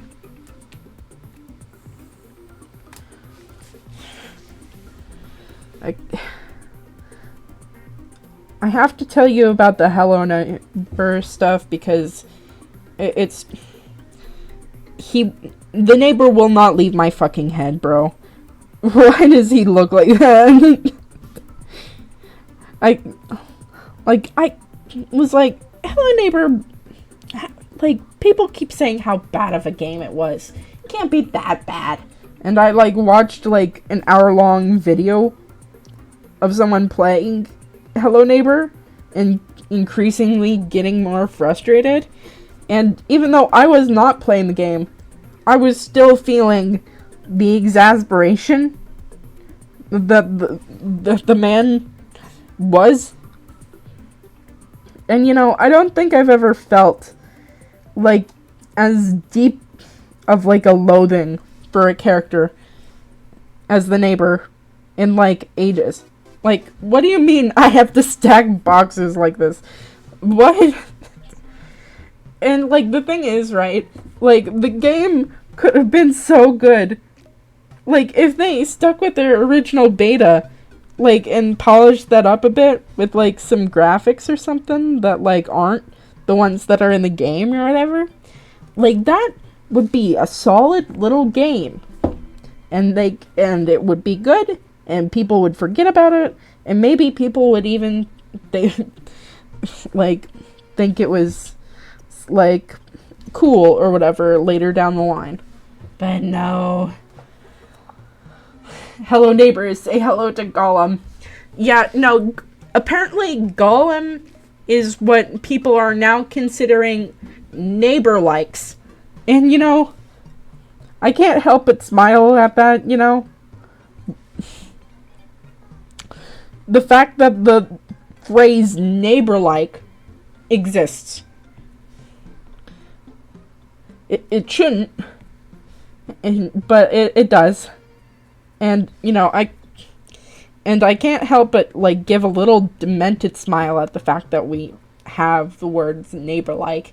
And there's actually technically a genre of games that fall under this category. Though, I don't, like, there's a lot of games out there that are neighbor-ish in tone. Like, Security Breach is kind of neighbor-ish, but it's more of, like, generally what's wrong with mascot horror. Or, Ban is also kind of neighbor-ish, but you don't have to do the ridiculous amount of box stacking in that game, so that doesn't really count either. I love it when games genres are named after games. Roguelike, Castlevania, Neighbor. No. I mean, yeah, like, Rogue was an actual game. And Metroidvanias and that kind of thing are literally based off of Metroid and Castlevania. I've never heard of that, and I don't think it's neighbor-like. I think people are pretty... I have never heard of that, and I don't think it's neighbor-like. I think people were pretty doubtful of the game. Even with low expectations, they were still disappointed. No, like, people... Like... There's Hello Neighbor 2, and we've got a whole Neighborverse. But what I'm talking about is the original game. And it's, the original beta, people were actually excited for, to a certain degree. They were like, yeah, it's really cool how this AI learns what you... like, your patterns are, and what you're going to do with that, and that kind of thing. And it made, like, a sort of intimidating enemy. But then they just were like, no.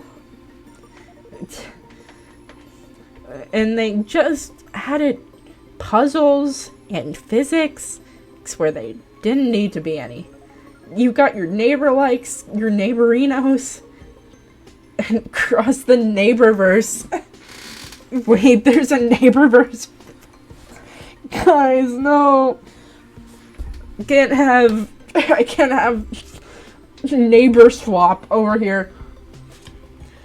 The event of, like, these kinds of things is kind of funny, though. I'll talk about the Neighborverse, though, for a quick second. So we've got Hello Neighbor, I can't wait to make my neighbor Sona. Send it to me on Twitter, man. I can't wait to see it. That's just crazy. But let's see. The main thing is, so you know how, like, what's its face? Poppy Playtime has Project Playtime? Now put, neighbor question mark characters in that. And you've got Secret Neighbor. Let me pull up. Well, maybe Welcome Home is part of the Neighborverse. You can't say that to me. They would never be near Hello Neighbor. It's got neighbors in it. Guys.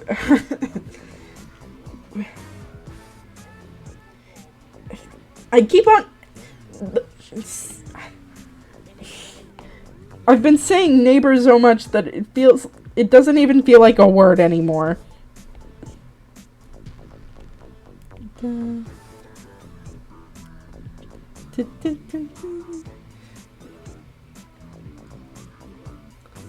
Alright, let's see. Hello Neighbor 2, Secret Neighbor, what's this? Hello Neighbor Hide and Seek.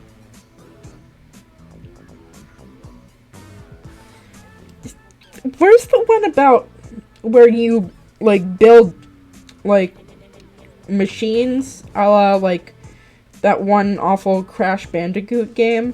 Wait, no, it's the Banjo-Kazooie. Banjo-Kazooie Nuts and Bolts.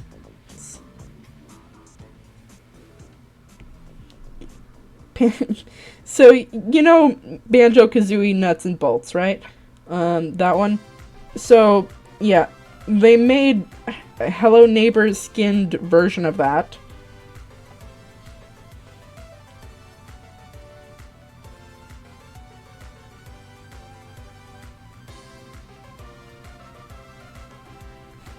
Wait, there are more of one game?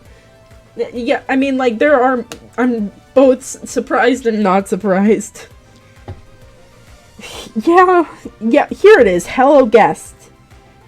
And Hello Neighbor Hide and Seek. Secret Neighbor. Here it is. Hello Engineer.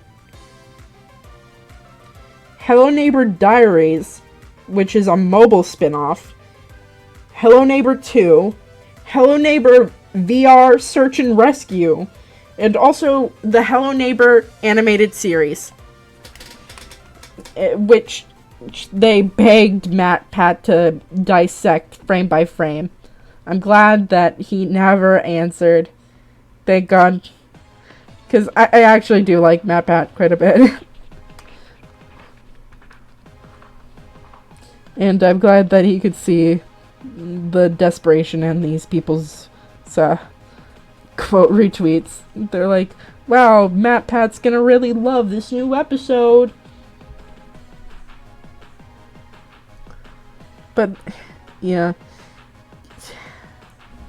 It's so soulless. MatPat is too fixated on FNAF to focus on neighbors. I mean, like... I don't say this often, but fucking Zoomers, wow. The thing is, I don't know who's even buying these games, because... It's not even Zoomers. What are the... I think it's Generation Alpha. Or whatever the fuck their name is.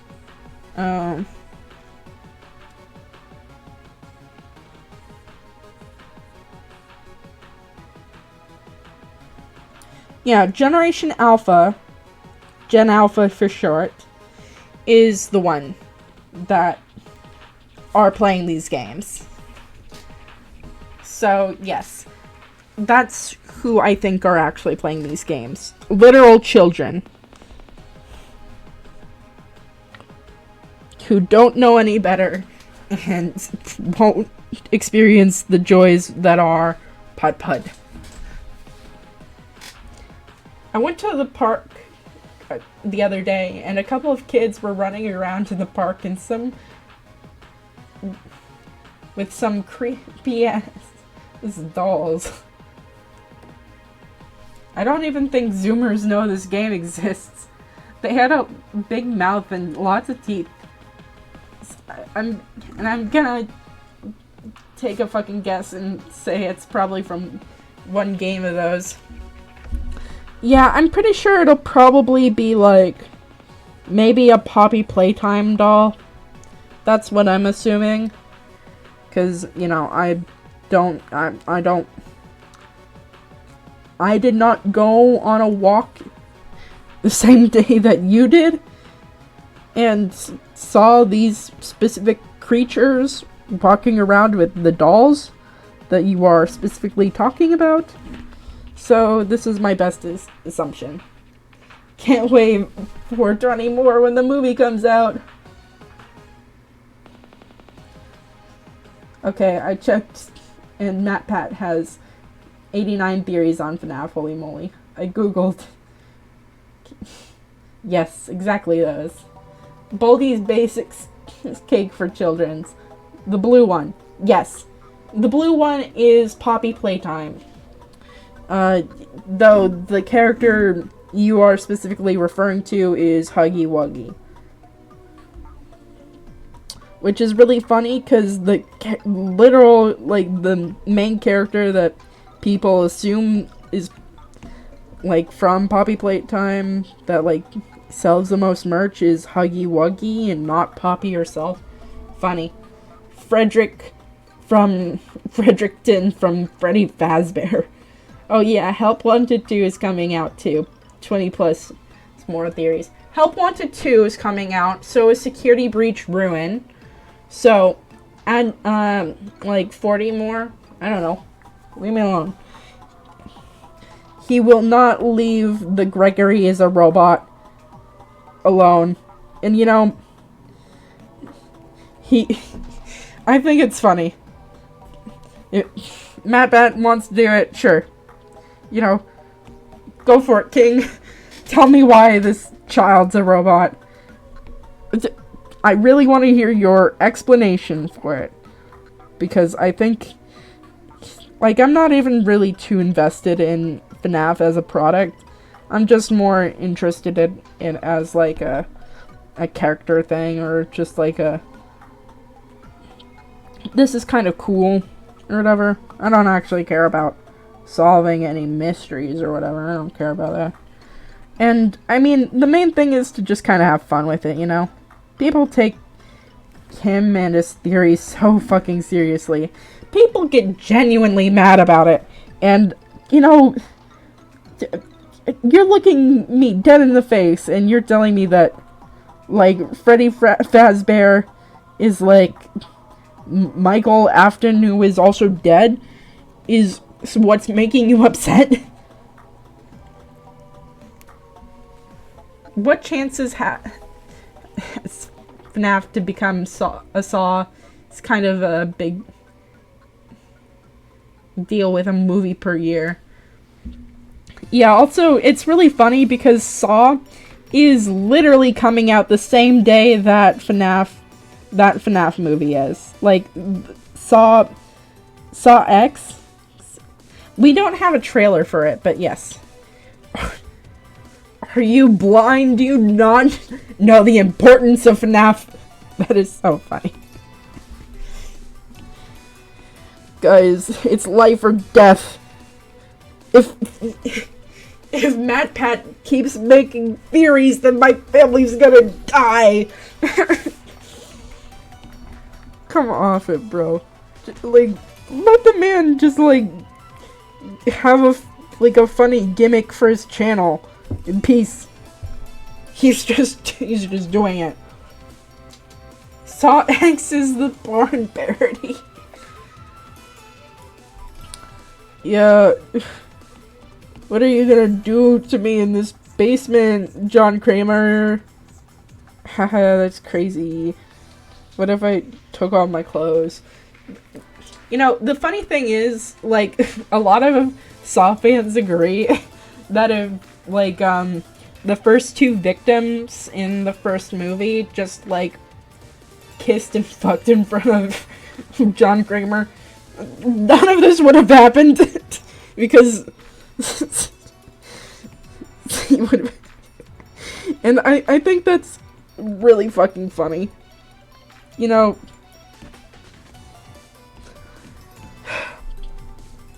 the way that the fandom uses how fandoms that, like, are just sad use humor to, you know, just cope with the situation.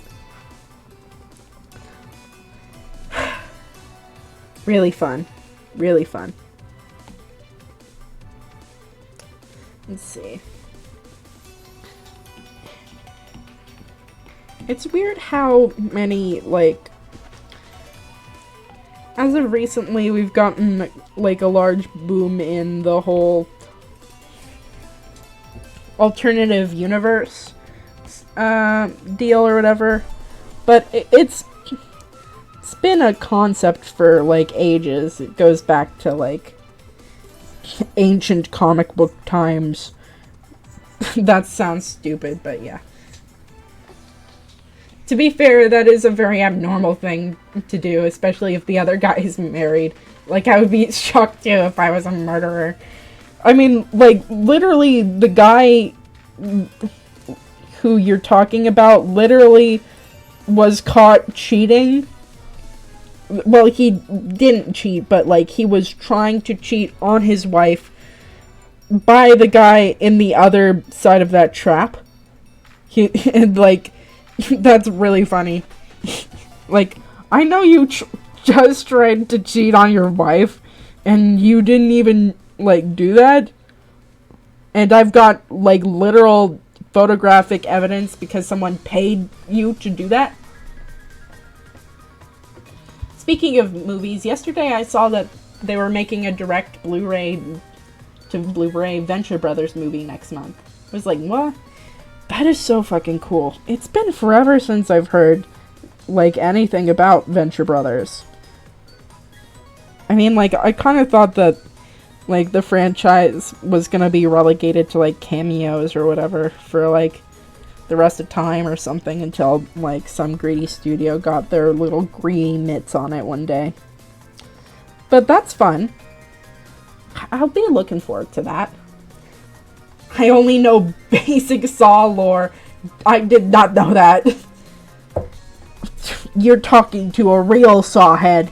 Don't even talk to me until you know the basic plot of these movies. See ya.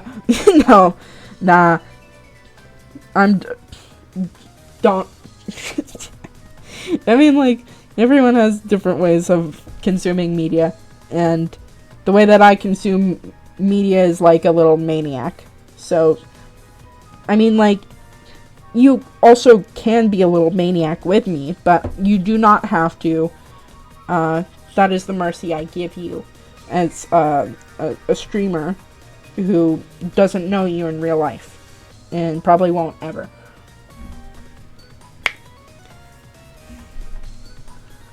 Oh, that's true. I only watched a summary lore 3-4 years ago, Kick.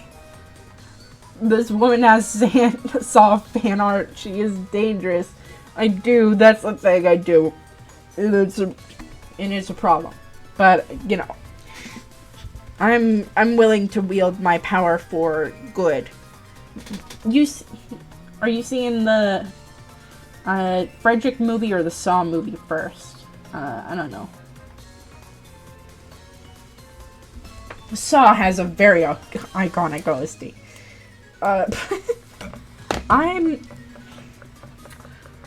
Oh, this is hard.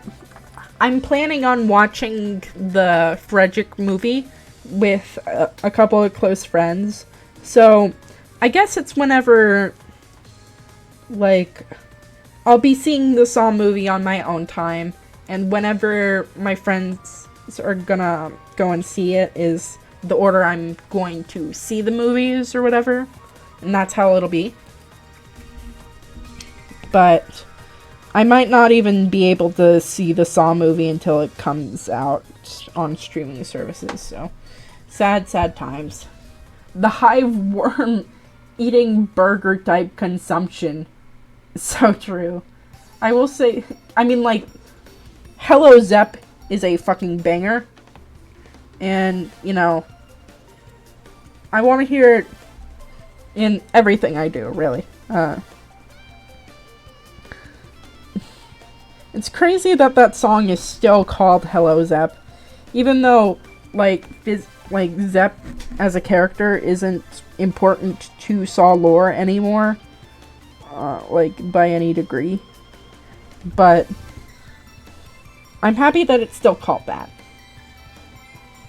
At least you're going to see Saw later. I'm see-sawing later.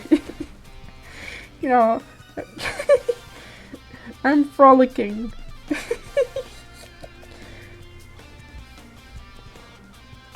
I'm an unbothered queen, you see. Moisturized. Staying in my own lane. Saw is such a heartwarming tale. It's so true. It's heartwarming it takes on the horrors of capitalism and having cancer without insurance.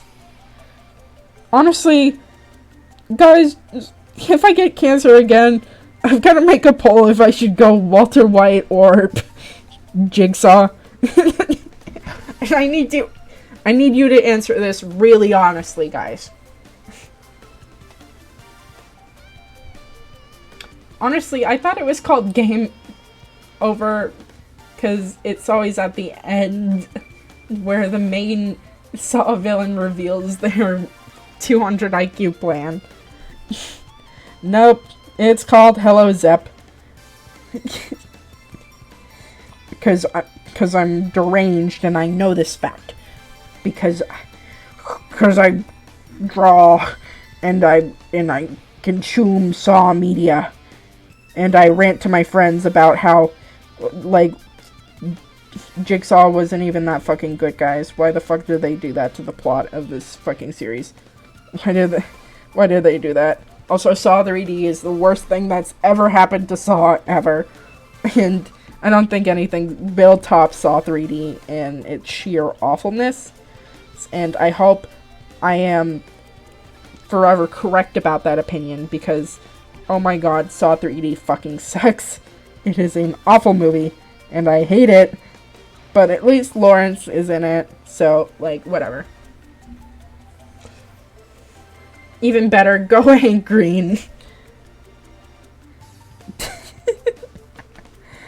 It's time to... It's time to cook meth.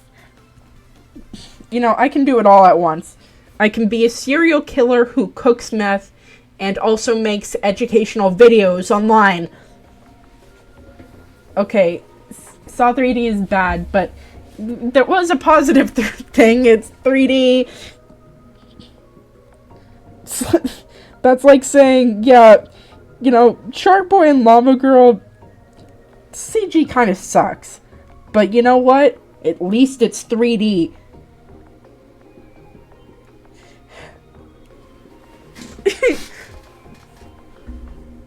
Gonna kill myself.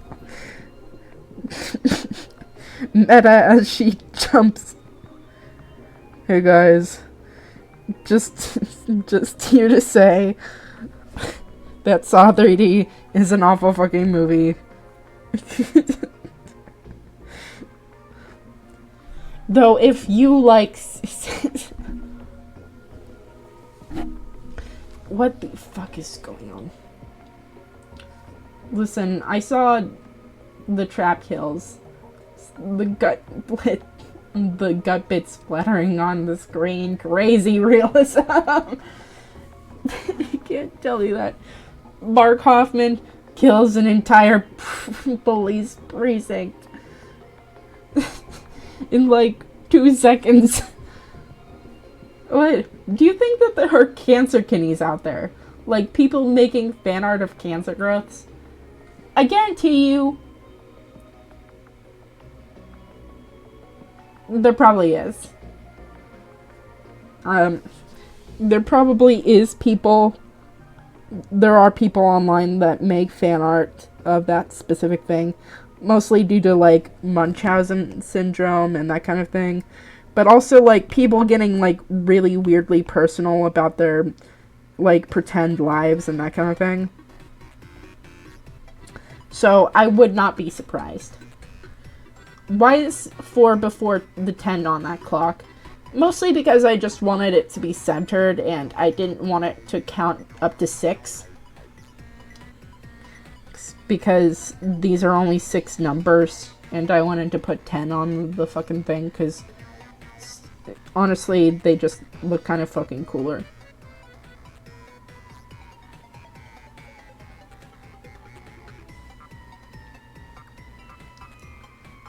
The fire was so real. I actually felt the heat.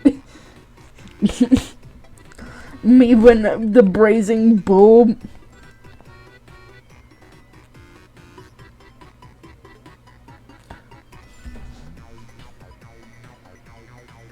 I thought 4 because death. But just do not trust the Miku clock to time your medications. Yeah, she's here to kill you. To escape this never-ending time loop she's been stuck in. Because she has to perform a play completely correctly in order to live. Except she kills herself. That's the plot of this Vocaloid song, by the way. For anyone not in the know. I thought 4 because death. I mean, like, it is also a death number, but mostly it's just making the fucking thing look symmetrical.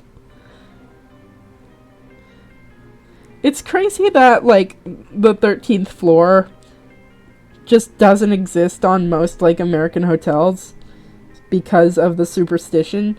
Like how the 4th floor doesn't exist for a lot of like Eastern buildings out there because of the same kind of logic and superstition. Because it sounds similar to death. Suicune is fun!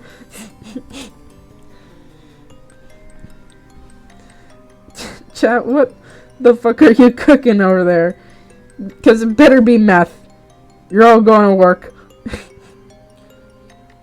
We're a very educational Heisenberg. I tell you extensively about Saw movies that you do not care about. And I draw Hatsune Miku in the background. Because I can. I mean, like, this is also a saw trap in itself. You know, this stream is kind of like a saw trap if you think about it. Like, you become a better person by the end of it, I think. No, what's crazy? What is more crazy is that you call first floor to ground floor. Like, British buildings do that. It's American buildings, it's just first floor, second floor, and that kind of thing. Unless there's an underground floor, in which case they have to specify which one's the ground floor and which one's going underneath for parking lots and stuff like that. But no, British people call it the ground floor. And then the second floor is called the ground floor. And that's why I hate them. Because what the fuck?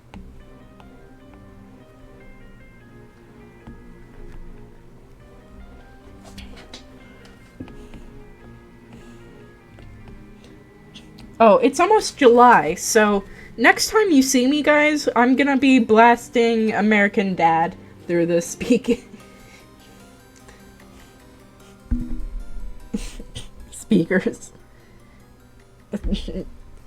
So do everyone that's not American.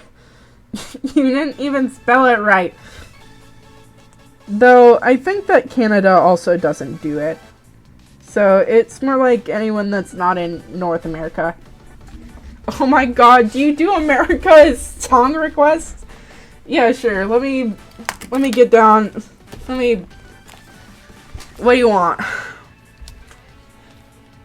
There's a ton of classics you can go for, and I'm pretty sure that they're all public domain, so I can blast them for our ultimate we're a very patriotic stream. Can you play that boy band song from that episode? Can you be specific? And maybe I can.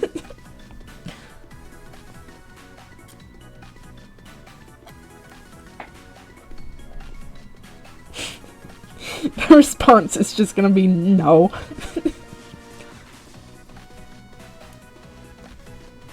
B12.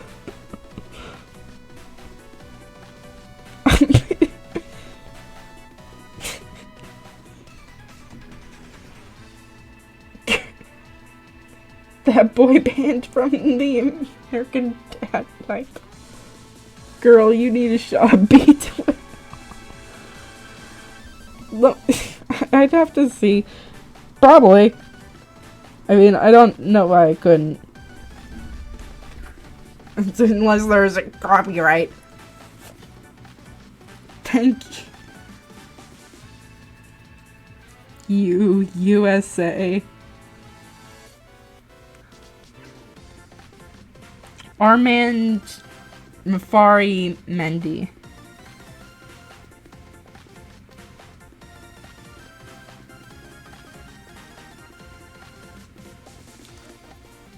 You know what's really American? Gun ambience.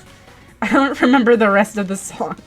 American Dad speedrun next stream. Yeah, I'll put that in mind. Speedrun. You also need to hear That's America to Me.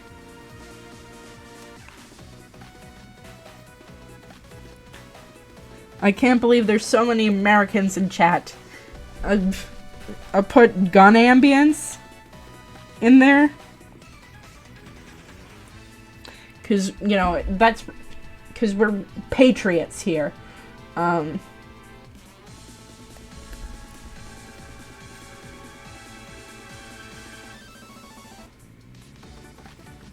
Good morning, USA! The Oliver North song is also so good.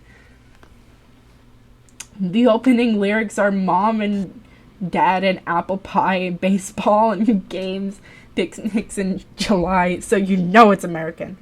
So true. I don't even like American Dad that much, but some songs are just stacked in my head. I mean, it's really fun. I mean, like, Sigmund Fartland just knows how to make good songs, to be quite fair. Weirdly, Civ 4 America theme feels a lot more patriotic than the actual anthem. Do you want me to put that down? I said Civ 4 instead of Civ 6.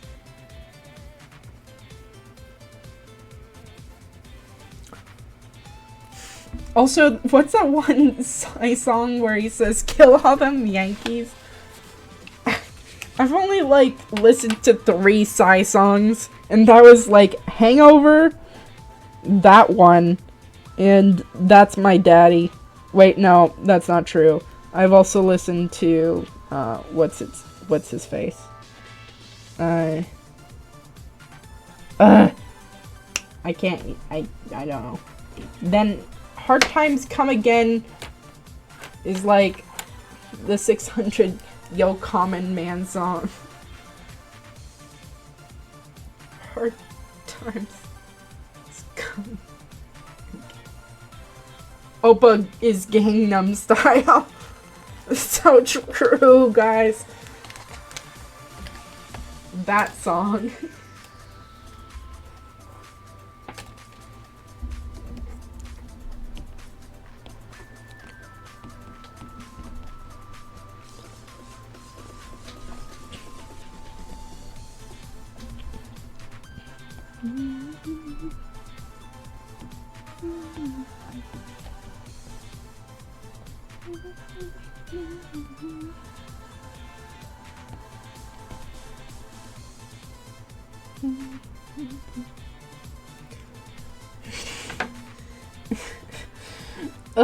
What is...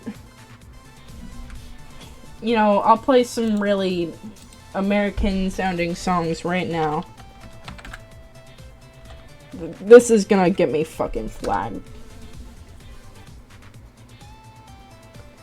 I'll play, like, a bit of this.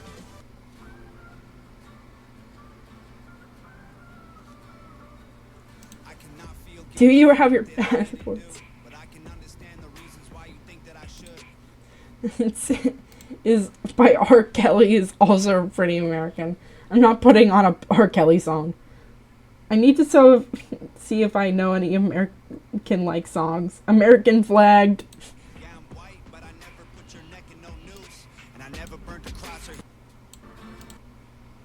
Let me turn this one up, because it's a banger. Chat, you're gonna love this. I cannot feel guilty for that I didn't do, but I can understand the reasons why you think that I should. Yeah, I'm white, but I never put your neck in no noose, and I never burnt a cross or hit my face with a hood. You can't just label me racist, cause I'm related to people who did some terrible way back before I was alive. My parents brought me up to treat everyone as an equal. I refuse to feel ashamed cause of my pretty blue eyes.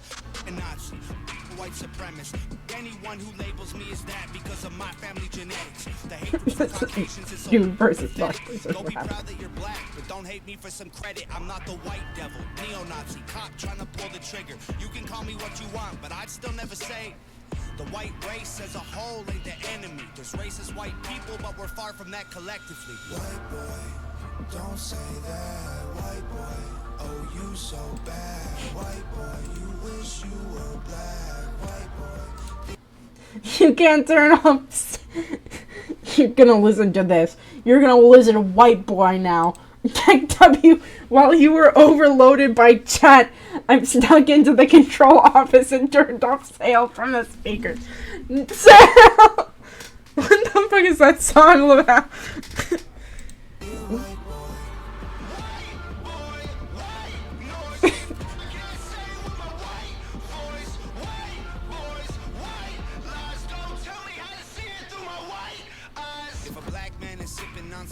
Sitting next to me, I don't assume that every black's favorite drink is Hennessy. I don't dislike Tanisha because her first name is it's fine. I hate it. He's got another one called Straight White Male. What's the other one?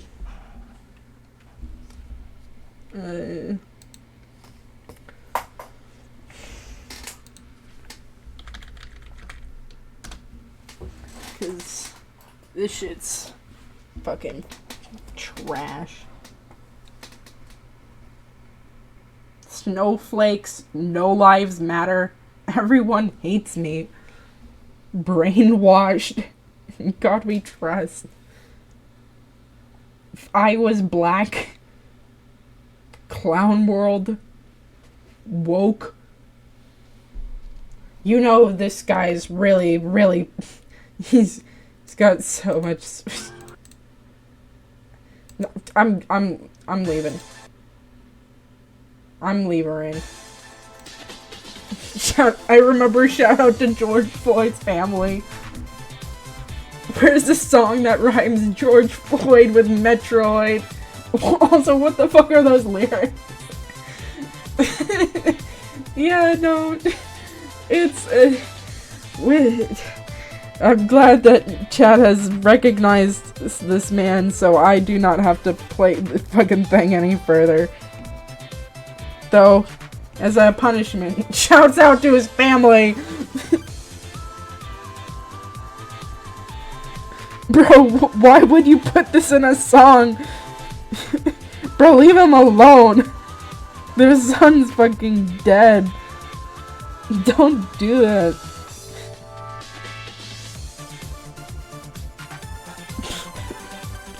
I hate it here, bro. White boy, white boy.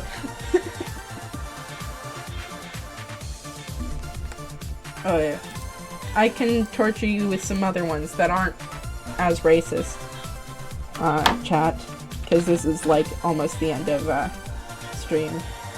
I'll play what's it? Angelic to the Core, because I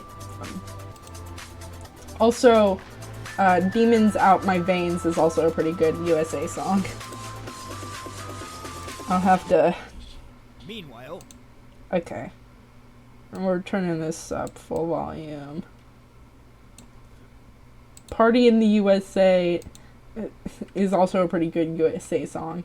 That's true. It's actually pretty good. Sick of people hating on it.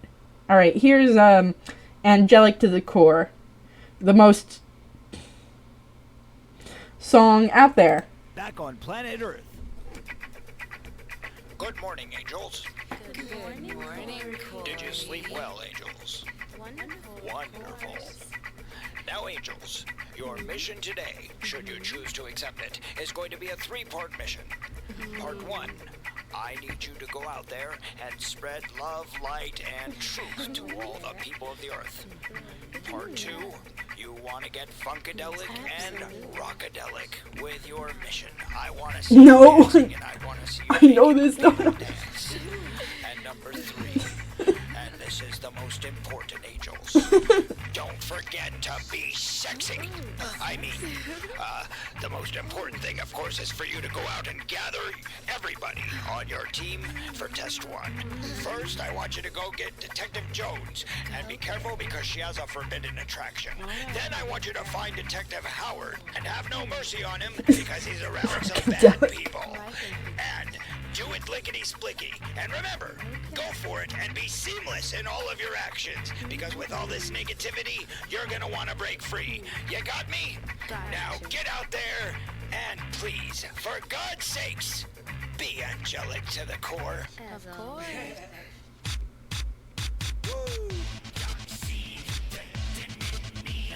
This album's 1 hour long. 1 hour long torture. Yeah, no.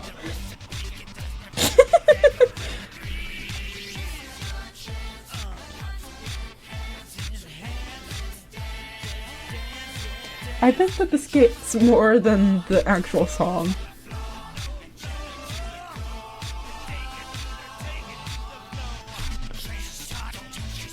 Rockadelic. Chat, you've gotta be rockadelic. You've gotta be sexy.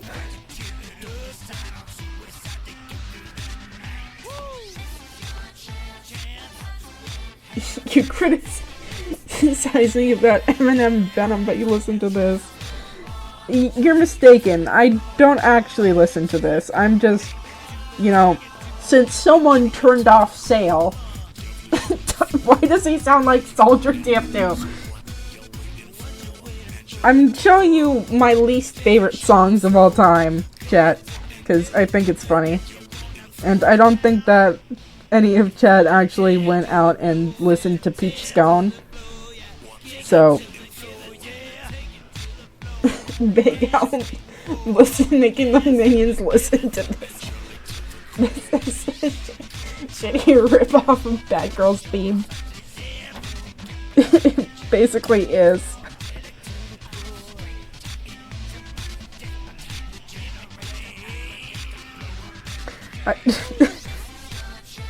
I don't. Sale!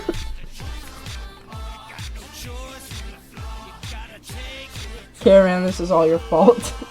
Least favorite is basically most favorite when you really think about it. What the fuck? Is most favorite? Huh? Oh my god, it's done. Thank god. Alright, time for Peach Scone. You're gonna really suffer now. Oh. No. Fuck you mean, nuh-uh. When's the next...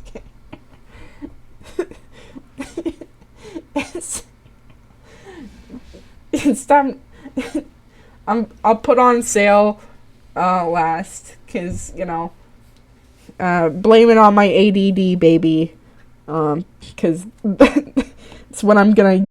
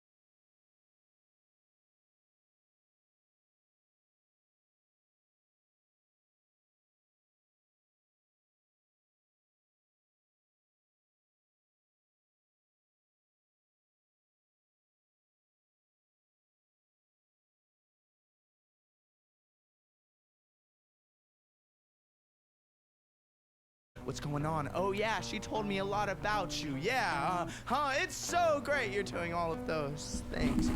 You should keep doing all of them, I think.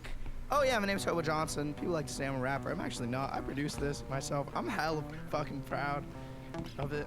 But yeah, she's so nice. She was so nice and cared about me. No one else did. Literally, I don't think I've ever felt love before that. She's a peach. Scone. She's a peach scone. Yes. And I love the thought of being with her. I just really hope that she doesn't get hurt, you know? They say it takes 2 years to come back down to earth from that lovely place that you've been. I heard it's so nice. Good for you guys. I'm glad. And if you find someone who loves you for who you are, keep loving them, man. Because that shit happens like once in a lifetime. Bro, you know, and who am I to get you guys not fucking left the stream? in their lifetime. You know, and I hope you're doing really well. I haven't talked to you in a while, but I found someone else who really loves me for who I am, but I don't call them enough, and that's why they moved away. I'm gonna call them right now. She wants me to call them. Okay. And that's the end. Wasn't that a great song, chat? Wasn't that a lovely song that we just, I'm currently singing, actually. I just don't have any backing track. I can't close the window. I have so much shit open. It was a pretty good podcast clip. Yeah, I mean, like... I don't know what he was saying. Something about incel shit, I don't know. But, you know, I hope he stays alone forever. Meanwhile, back on.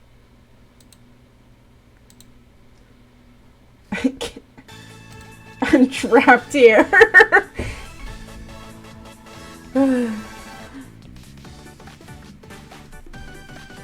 I'm sorry, Morrow.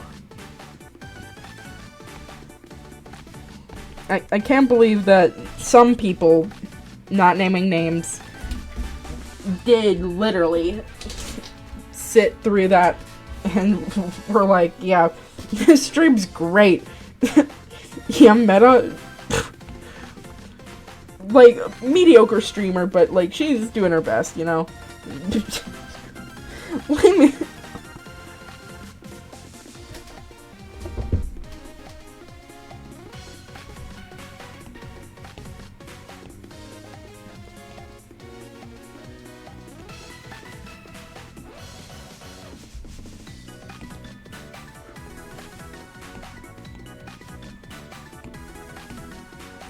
Okay, I get punishing people in bully jail, but did you have to make Miku suffer with us? Miku doesn't have ears, chat. That's the real secret. Also, she's got headphones in most of her incarnations. So she's pretty fine. She's good. She's, you know, she's perfect. And if she wanted to say anything, she would. Do not press charges, Miku. I just need to punish my insubordinate chat.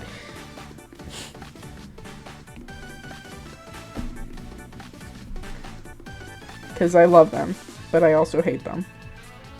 Because they decided to stop playing Sail, which is honestly the most modern masterpiece. Like, that's a piece of art, and they were like, no. So I made them listen to something worse. Dog with fire hand.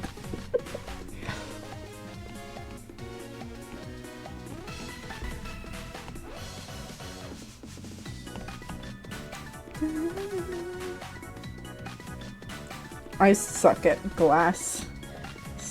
It's... Remember when this was a drawing stream? Me neither.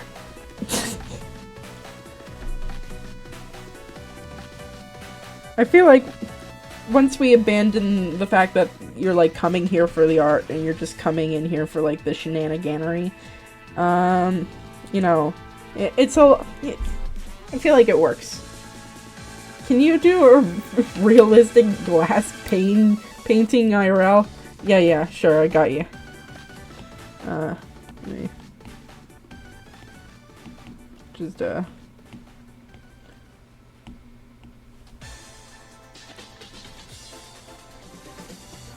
boom.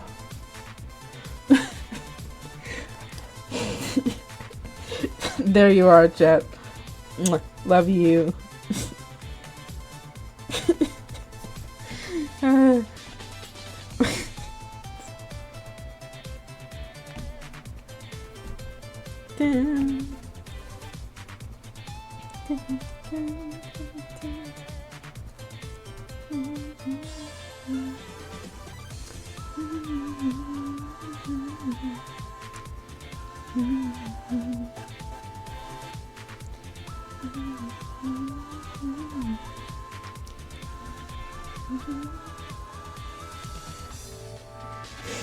Hopefully those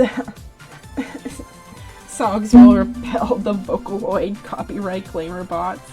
So true. That's the money maker, guys. Nice try.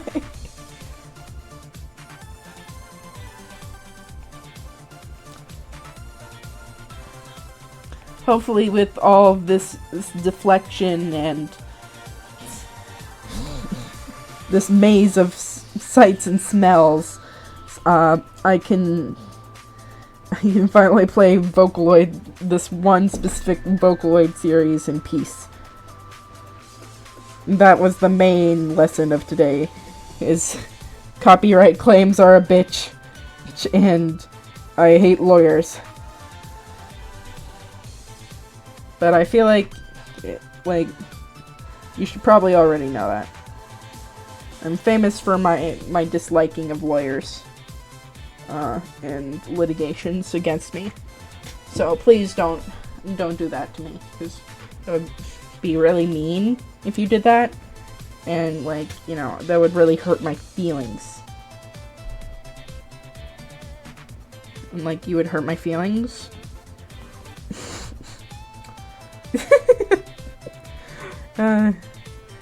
Sorry for making you go through that, chat, honestly. But also, it's just really funny to watch people recoil in horror at certain things. And, I don't have a jump scare on hand to do it for me.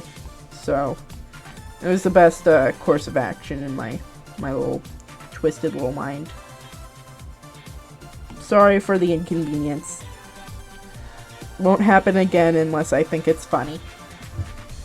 Even Saul from Better Call Saul? No, he's a good lawyer. He would never do anything illegal. Wink. Wink, wink. I would call Saul. Only lawyer I would call.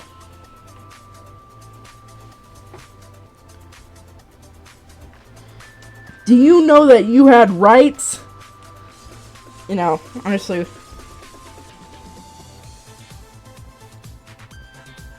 Walter, put your dick away, Walter.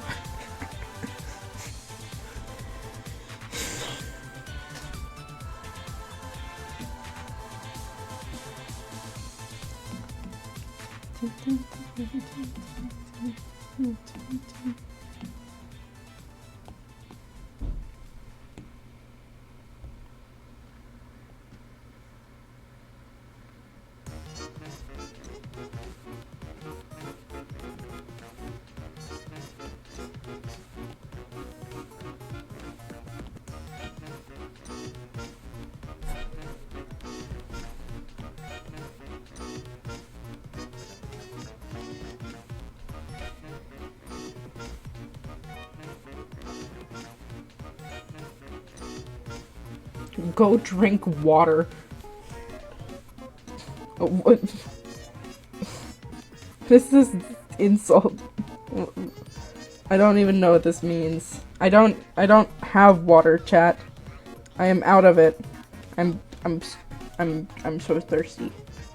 I get it now.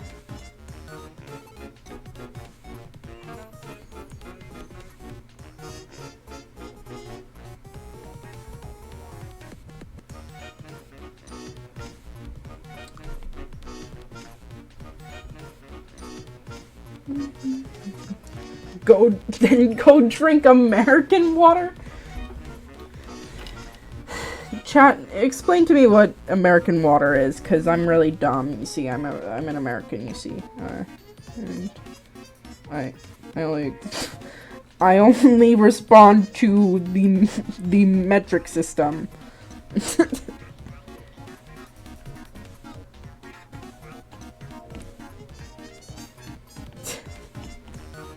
Go rub a lamp.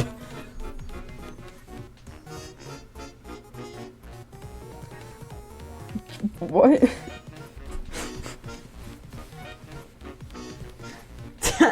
The tap water with microchips from the government.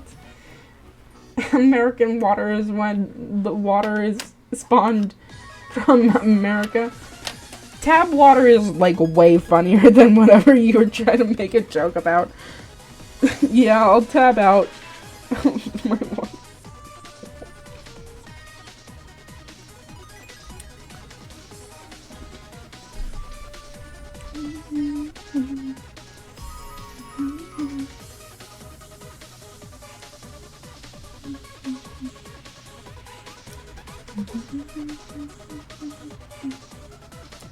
I'm better at erasing and making glass-like lines than I am making them. Maybe I'm better at destroying than I am creating, chat. That's the real question. Yeah, the tab water is good.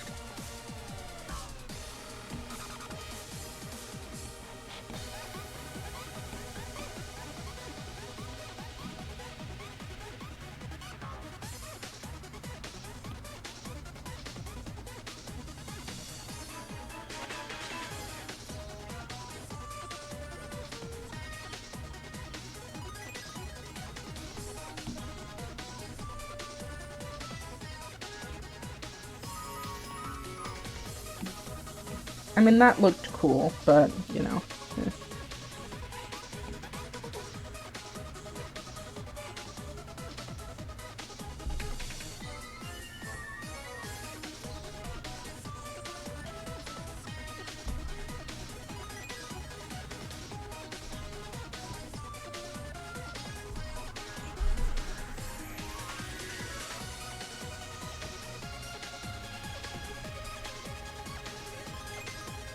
That looks good. I looked away for 2 fucking seconds. The water was originally from Old Kern Lake in California. They made so much American water they drained it dry entirely and built the town of Bakersfield there. The theory of a microchip in water tab is so funny to me. Like, what is the government gonna do? Poison you? Nice art. Thanks, Maro. I appreciate this comment on my art stream. I was gonna read fanfic this stream too. Microchips in anything is funny. I mean, it is true. It's kind of like the whole knives or razors and candy thing. Or like the we're gonna put weeds in candy thing or whatever. Like, I would not put... If I bought drugs, I'm not going to give it out to random kids on the street. Do you know how expensive that is? Like, those kids would have to pay me first if they wanted my drugs, okay? Like, what do you think this is? Oh my god, we've been going for so long. What the hell? Microchips in anything is so funny. Like, bro, you have chips in your fucking phone you carry. No wonder there's microchip shortages everywhere. You fuckers are drinking them all. Read the Sona Quinn fanfic from last year's Rift Gala. Nice. I didn't even know that there was a fanfic section for Rift Gala. Microchip and the vaccine, they are the leading cause of autism. Meta backstory. No. Actually, it's funny because I hadn't been medicated. So, yeah. It's more like, yeah, it doesn't actually matter. We should ask Mike's opinion about Miku's. Yeah, her name's Mike. Minecraft. Yeah, let me.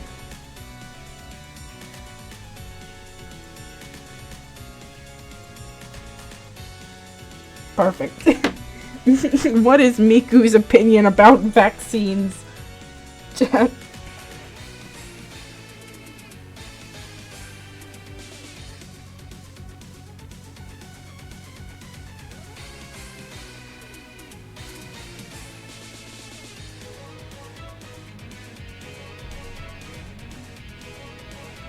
Mike Vocaloid. So true, chat. Can't believe they transitioned. I can't wait to see Hatsune Mike live on stage soon. Pog. So true, chat. So true. It's Maiku. Alright. I think that's a good place to wrap it up, huh? Alright. Let's give them some... Here's, the art we have created. Let's see. I haven't said little guy all stream. Congrats to me. Champion of, conquering addictions. Anyway, I hope that you guys have a great night, a good day, a good rest of your week. I'll see you next time for our very ultra patriotic stream. Maybe I'll do something with the background, I don't know. I'll probably forget as soon as the stream's over. You just did. Fuck. Bro. So it counts. I'm fucking dead, bro. Alright.